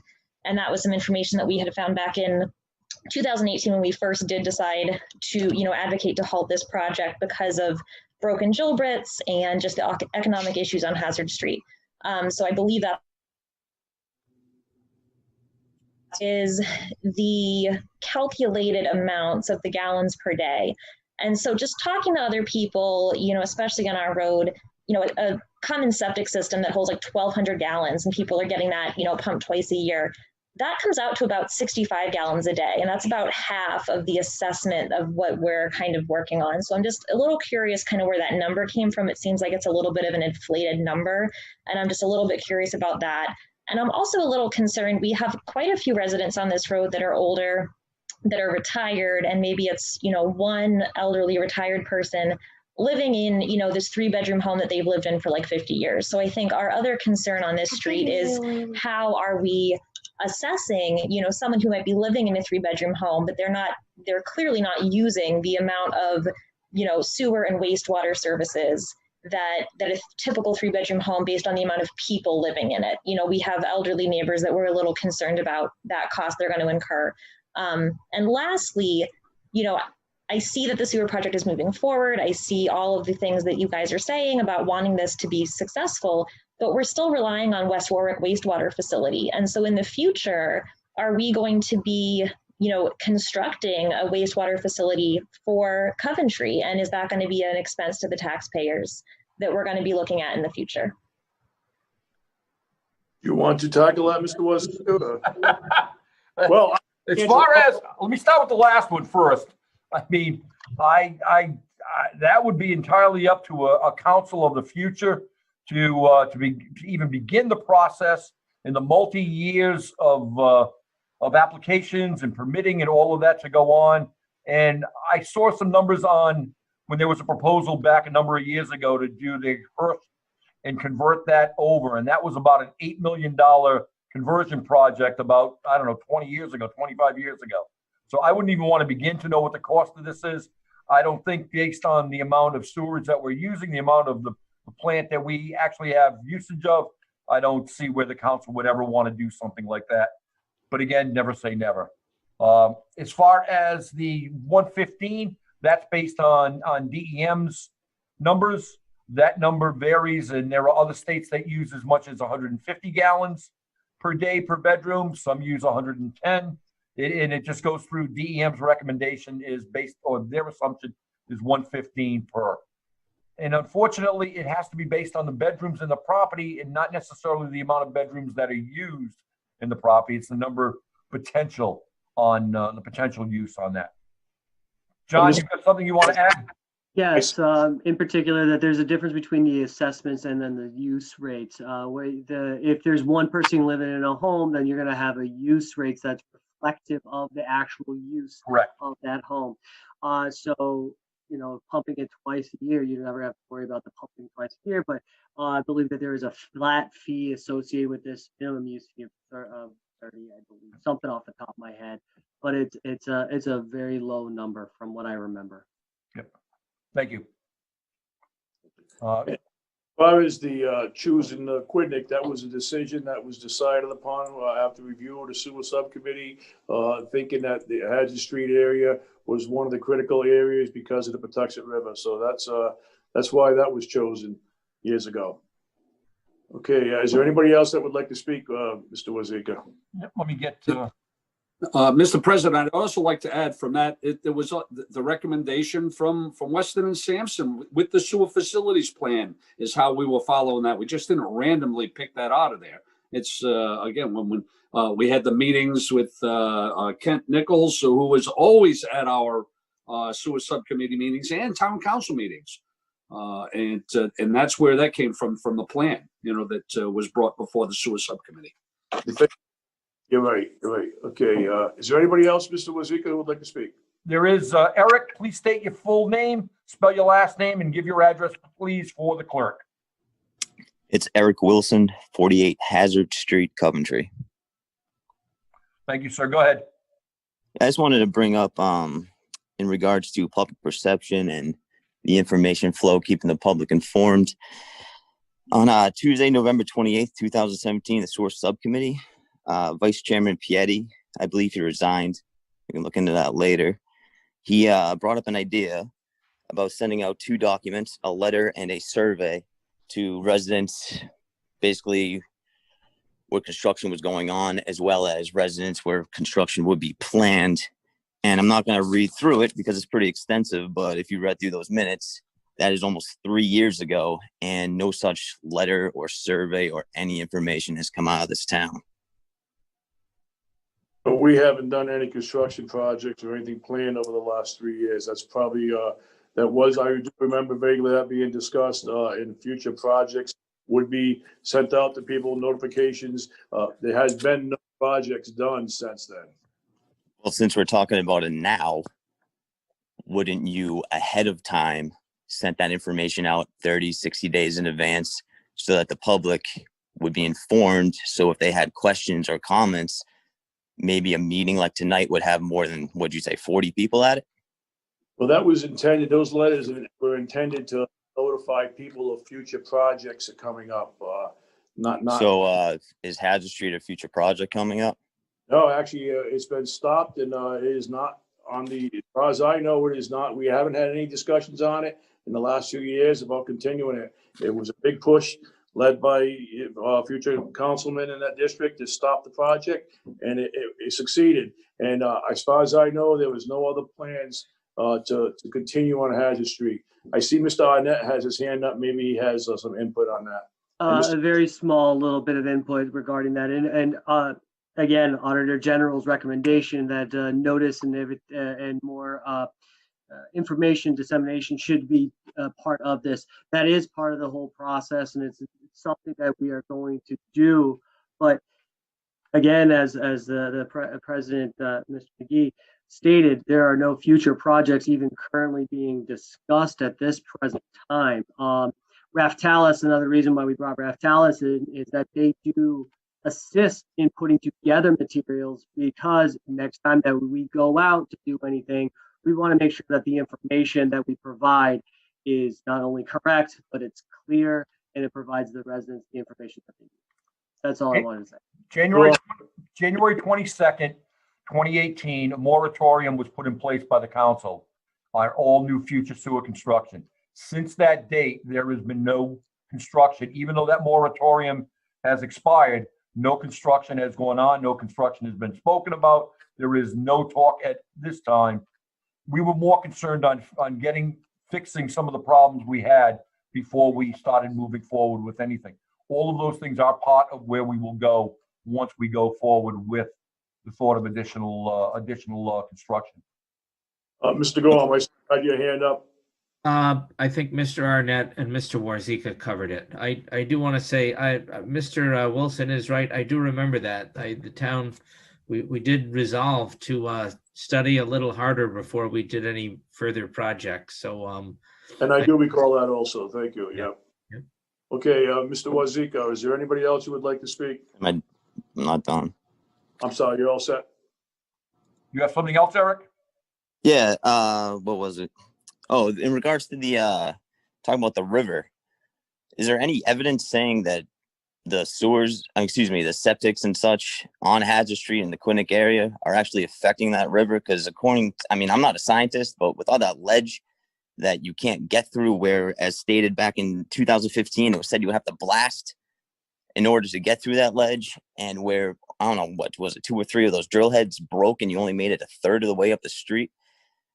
Is that ledge even permeable to what's coming out of our and going to our septic systems? Because I mean, I have 20 trees on my property. I only have half an acre.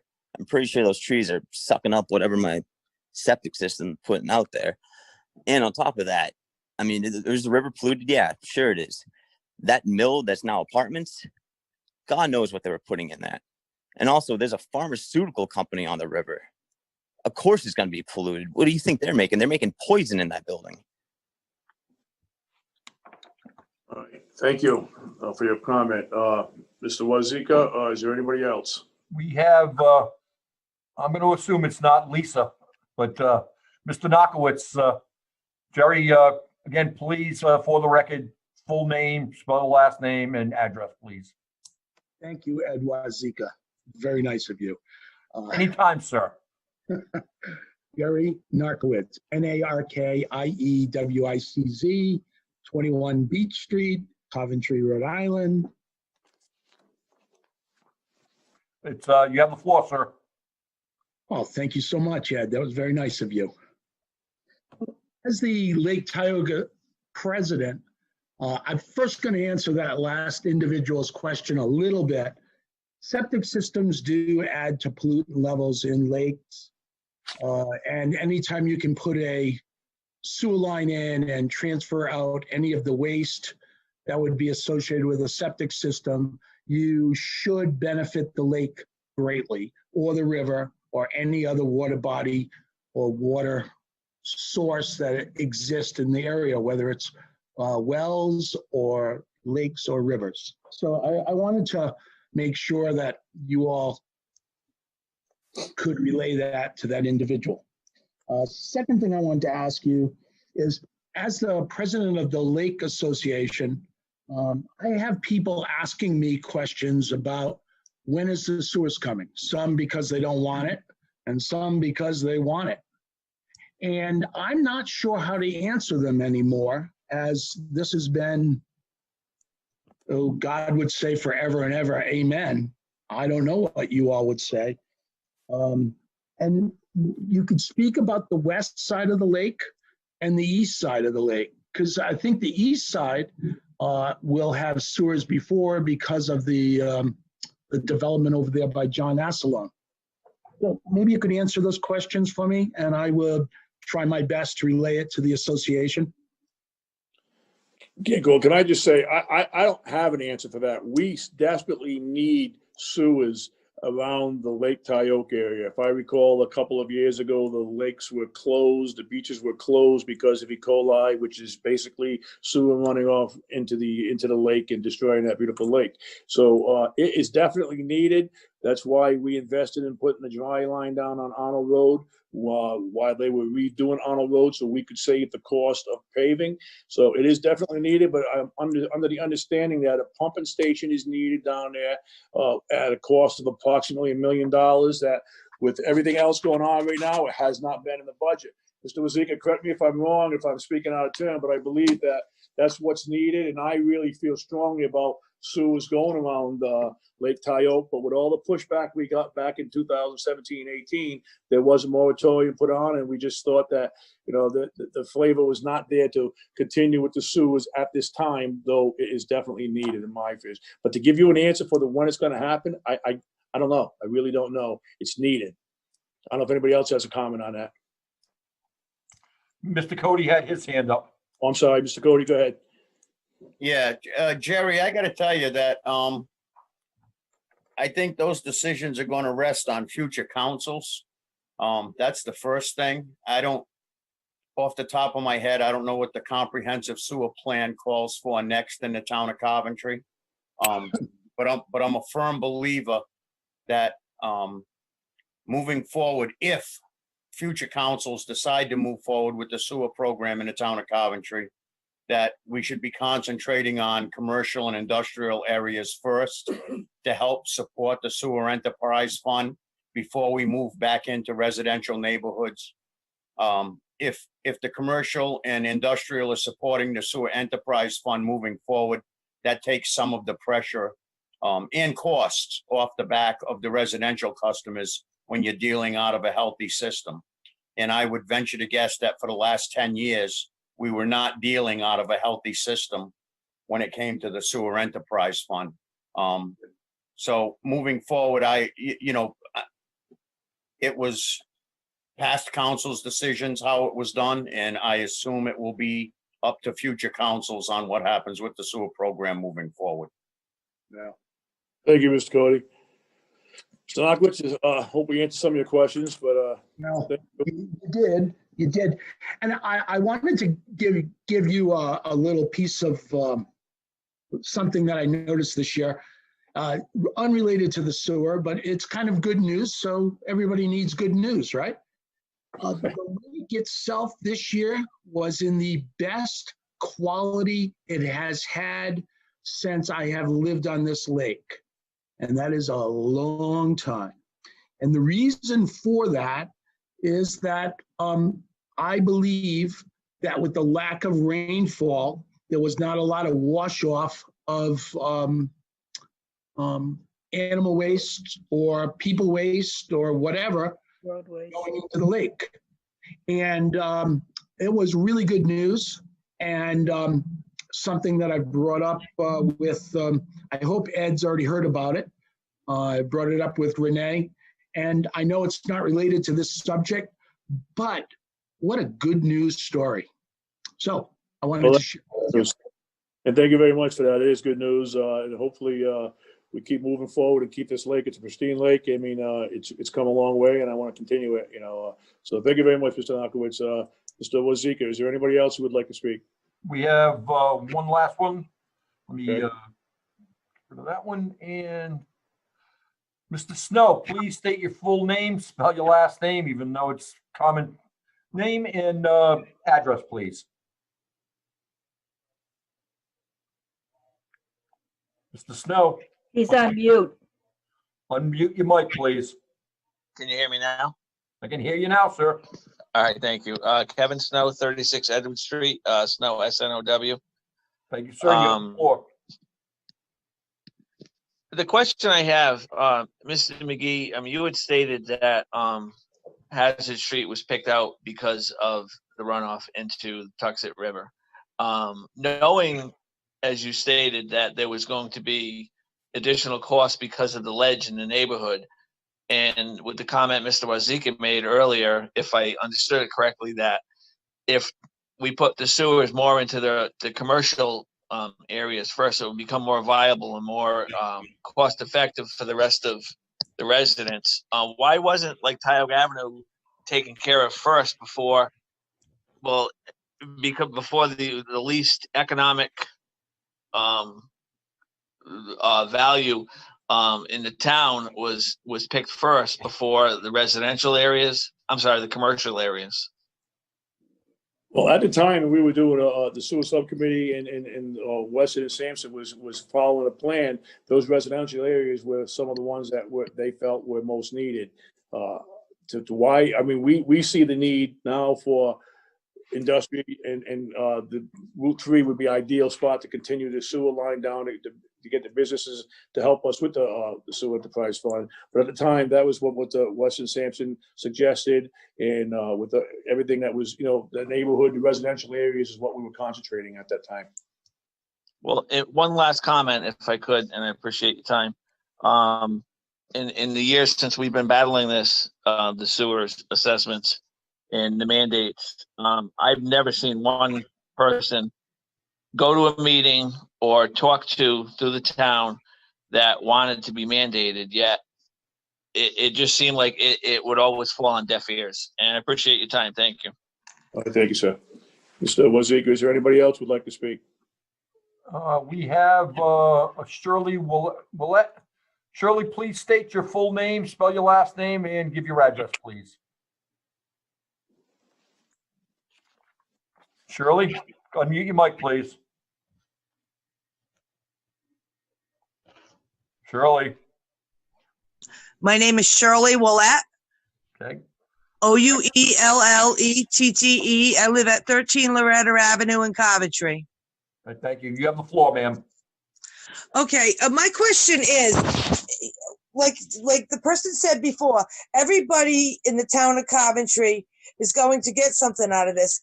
If one person has to have a sewer system in the town of Coventry, why can't everybody have a sewer system in the town of Coventry? And it would probably make the price a lot cheaper for every person getting a sewer system.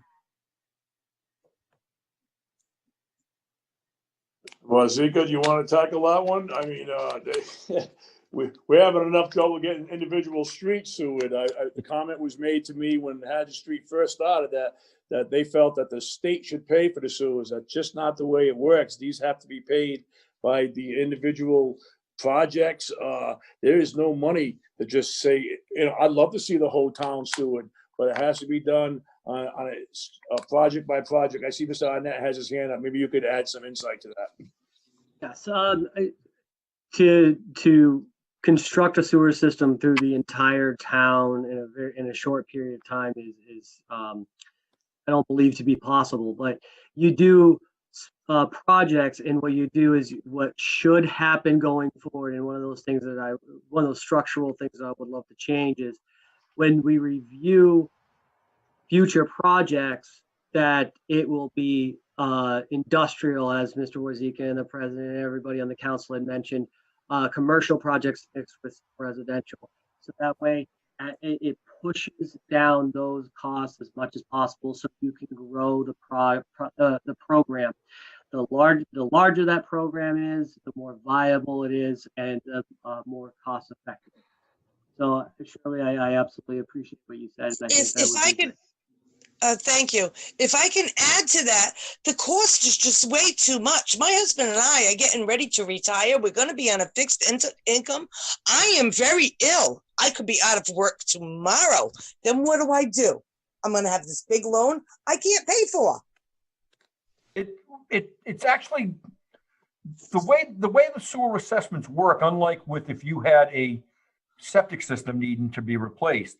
That sewer septic system is entirely on your financial wherewithal. You have to pay for it. If you put it in, you're going to either take out a loan, second mortgage, whatever. That's entirely paid for by you. If the sewers come by, you have the assessment. That assessment is a 20-year assessment payback.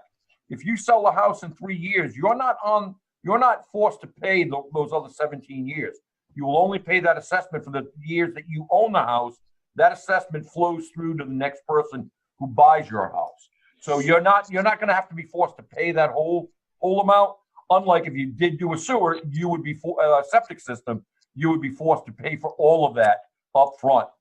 I never plan on selling my house. I plan on being here for the rest of my life. And I really do believe if you put a septic system in, I don't think it's going to run $40,000. I think $20,000 will be the tops. And what it costs us to empty ours every two years is $200, not $1,400. Well, I certainly hope that you would be eligible for some assistance like we passed earlier. I understand there's no inexpensive way to get through this, and the longer we wait on sewers, I heard a comment made earlier in the evening that the assessments were as low as $6,000. I went up to $12,000. The longer we wait on sewers, the more expensive it's going to be. So I certainly hope that you would qualify for some assistance more than FIS Act. Okay, can I have one more quick question? Out of all you people on the town council, how many of you are mandated to have a sewer or will be in the future? I personally don't. I mean, I'm not opposed to sewers. I live in a residential area that has a lot of old cesspools in there. I mean, I would welcome the sewers. If that's what it took. I live not too far from a lake, so it would be great to have sewers there. But I don't know when it's coming. But I mean, certainly don't want to imply that we're trying to assess everybody else except us. It's just the way it works. I mean, and even future council people coming on, we have. They've been around for many, many years. Some of the parts of the state, the town have been sewered, but it's certainly, I don't live close to a sewer line right now. So me personally, I am not on a sewer line. I thank you for all your time and all your work that you've been coming through. I just think it's really stressful for most of us that live on a week-to-week basis that, if we were to put a new septic system in, yes, we could do it monthly cost with the septic company. And I believe it would probably be half the cost or less. All right, thank you for your comments. I sympathize with you. I understand where you're coming from, but thank you. Okay, Mr. Wasika. I have no one else with a hand raised at this time. Okay, the chair will entertain him. Okay, Mrs. Dixon, you have a comment? Yes, one final comment. When I was preparing for this evening's meeting, I looked at the resolution from the town council, which was 9/18/49/21, which was a resolution to clarify and ratify the role of the Coventry Sewer Subcommittee. And I noticed on page 3 of the resolution, there's this statement: one of their roles is to evaluate current sewer assessment structure and recommend changes to the town council. Now, this evening, we've talked much about how we assess charges, how we can make it more fair to residents, help them to afford sewer assessments, etc. Here we have a subcommittee which has a role to help make recommendations to the town council, and I don't believe they've been involved in this process. So I would suggest that as we move forward, we try to draw in some of the expertise of this subcommittee, whose role it is to help make recommendations, and that they provide some expertise and some assistance to the people who are trying to work our way through a myriad of issues and problems that need to be solved going forward. Thank you. Okay, thank you, Ms. Dixon. Is anybody, council members have it? Mr. President, I just want to clarify that the sewer subcommittee was very involved with the drawing up of the ordinance as it currently is. And Mr. Clerk, put a lot of hours and a lot of work together. And we just haven't had any other thing. This is the first time that it's actually been tested and put forward with what we have. But as a sewer subcommittee, we were very involved in drawing up this the ordinance as it sits right now. Obviously, it's been when we first approved it, etc. As far as the actual costs, the sewer subcommittee doesn't have that information. That's what the town administration has to divide by the formulas that were put together in the ordinance. Just as a clarification. So thank you. It's just that, I read that it says evaluate current sewer assessment structure and recommend changes. So I just thought that because you have a great deal of expertise, including yourself, on that subcommittee, that somehow the expertise might be used to help us frame this plan, because it's very complicated and extensive, and there's a lot of work that still needs to be done. I don't disagree with you. Okay, thank you, Ms. Dixon. The chair will entertain a motion to close public hearing. Motion. Mr. President, if I may, there is one more hand up. I don't know if you're interested in taking that, but there is more. Go ahead. I want everybody to have a chance to speak. Yes. Okay. I'm assuming this is Lisa. Lisa, please state your full name, spell your last name, and list your address, please. This is her husband, Ron Castelli, 15 Chopin Street, Castelli. Thank you. You have the floor, sir. Yes. I recently, in my neighborhood, there was 3 septic systems went in within the past 2 months, and an excavator was just dropped today at another house. So I was kind of wondering about the cost. So I had a septic company come to my house, and anybody who was, I know the lady on Loretta Rad was asking, or one of the other ladies were saying about $20,000 for a septic system. I got quoted $13,000 for a septic system. Maybe they say it might go up to 17, but that's what I got quoted.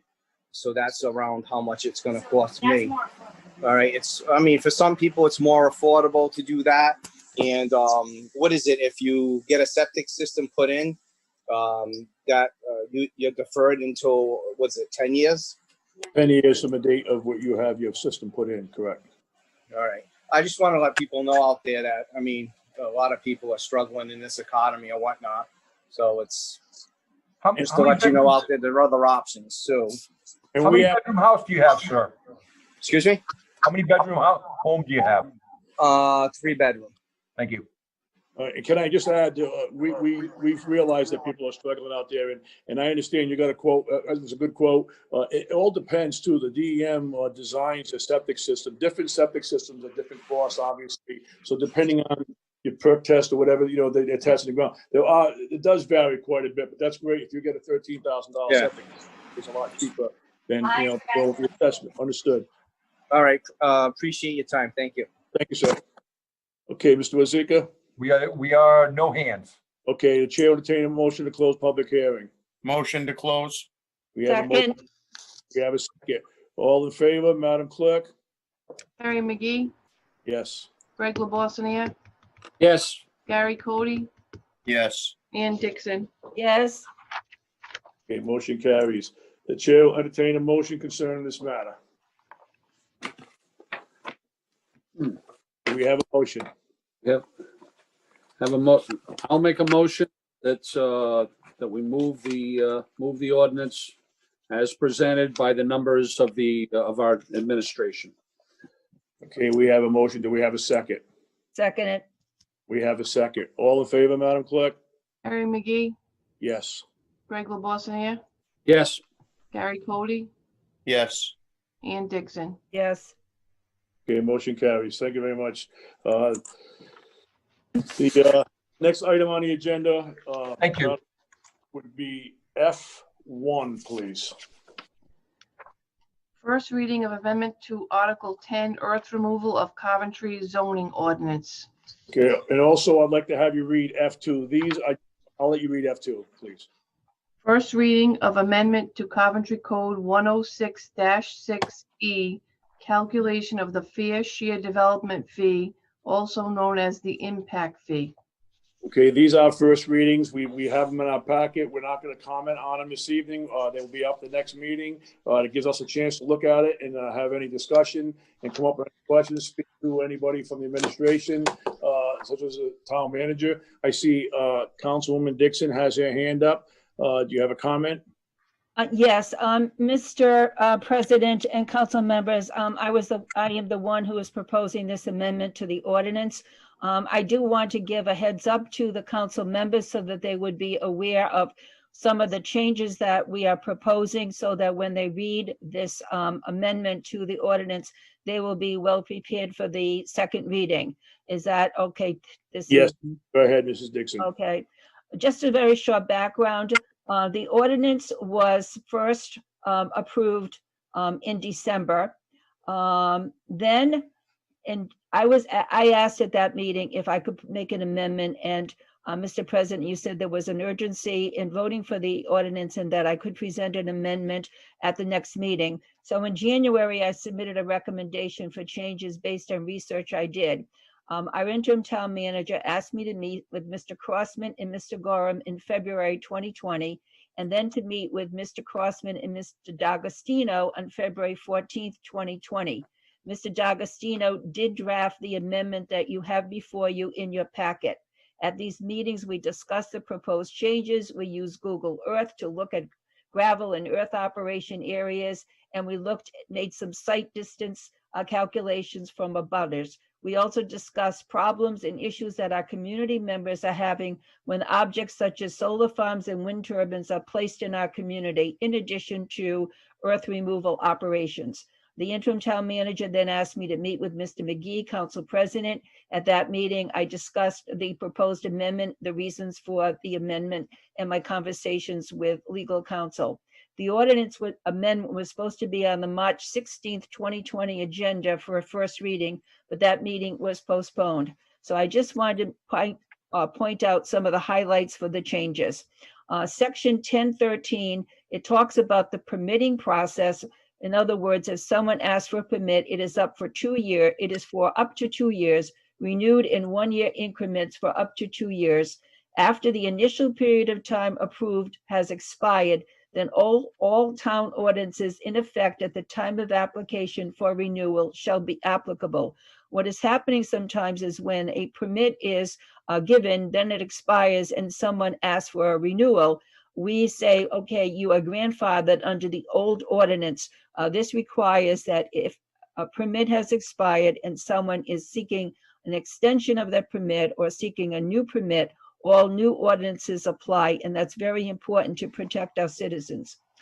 Section 1026 asks for a public hearing. It's a notification to abutters within 1,200 feet of the property boundaries. We've also clarified the process by which the proposed changes or the permitting process follows. Section 1040 for buffers and setbacks. We changed the distance from 600 feet to 1,000 feet from any occupied dwelling. We do receive lots of comments from residents that various kinds of operations that are put in their neighborhoods are so close to them, and they do appreciate a little bit more space between an operation and their home. And Section 1040, it's the duration of the permits. Right now, if the Zoning Board of Review gives a special use permit and makes a decision, residents have 20 days to file an appeal, and that time period is very short. So we wanted to build in some kind of process by which the Zoning Board of Review has a chance to monitor within 6 months whether all conditions that it has put on the person seeking the permit have been fulfilled. So this again gives more protection to our citizens. So I just wanted to point out some of these highlights of the changes in the amendment that I'm proposing. So as the council members read the amendment, you'll have a guideline to some of the rationale that we have used for the amendment. And then we can have a fuller hearing at the second reading. Thank you. Thank you, and I'm sure if they have any council members have any questions, they can always get a hold of you as far as any questions. Thank you very much. So we have both of them. So this is just the first reading. We're not looking for any input on it at this time. That'll be at the next meeting. The next item on the agenda would be public comment. Mr. Wazika, is there anybody for public comment? I have one individual so far. I'm going to be bringing him in. Mr. Page, please state your full name, spell your last name, and give your address, please, for the clerk. Sure. This is Ken Page, Page, 35 Williams Crossing Road, Green. I just wanted to ask the council if you already covered agenda item C. I was late to the meeting, and that item concerns me, so I apologize for that. But I just wanted to ask if we could cover it, if we had skipped it. Actually, item C was the outdoor. Yes. Yeah, we did cover that, and they did pass. Oh, fantastic. Already passed. So, but yes, thank you. And I also wanted to mention tomorrow is Meatball Madness Wednesday at Cherry's Come Along In. Okay, thank you very much, sir. Okay, yeah. Wazika. Are there martinis with that? Yeah. Yes. Dinner. Yeah, Mr. Wazika, anybody else? So as they've also got cigars. We're in. Mr. President, I have no one else with their hand raised at this time. Yeah, I would entertain a motion to adjourn. So move. We have a motion to adjourn. We have a second. Second. We have a second. All in favor, Madam Clerk? Harry McGee, Yes. Greg LeBlassonier, Yes. Gary Cody, Yes. Ann Dixon. Yes. Meeting is adjourned. Thank you very much, everybody, and be safe. Thank you. Thank you, everybody.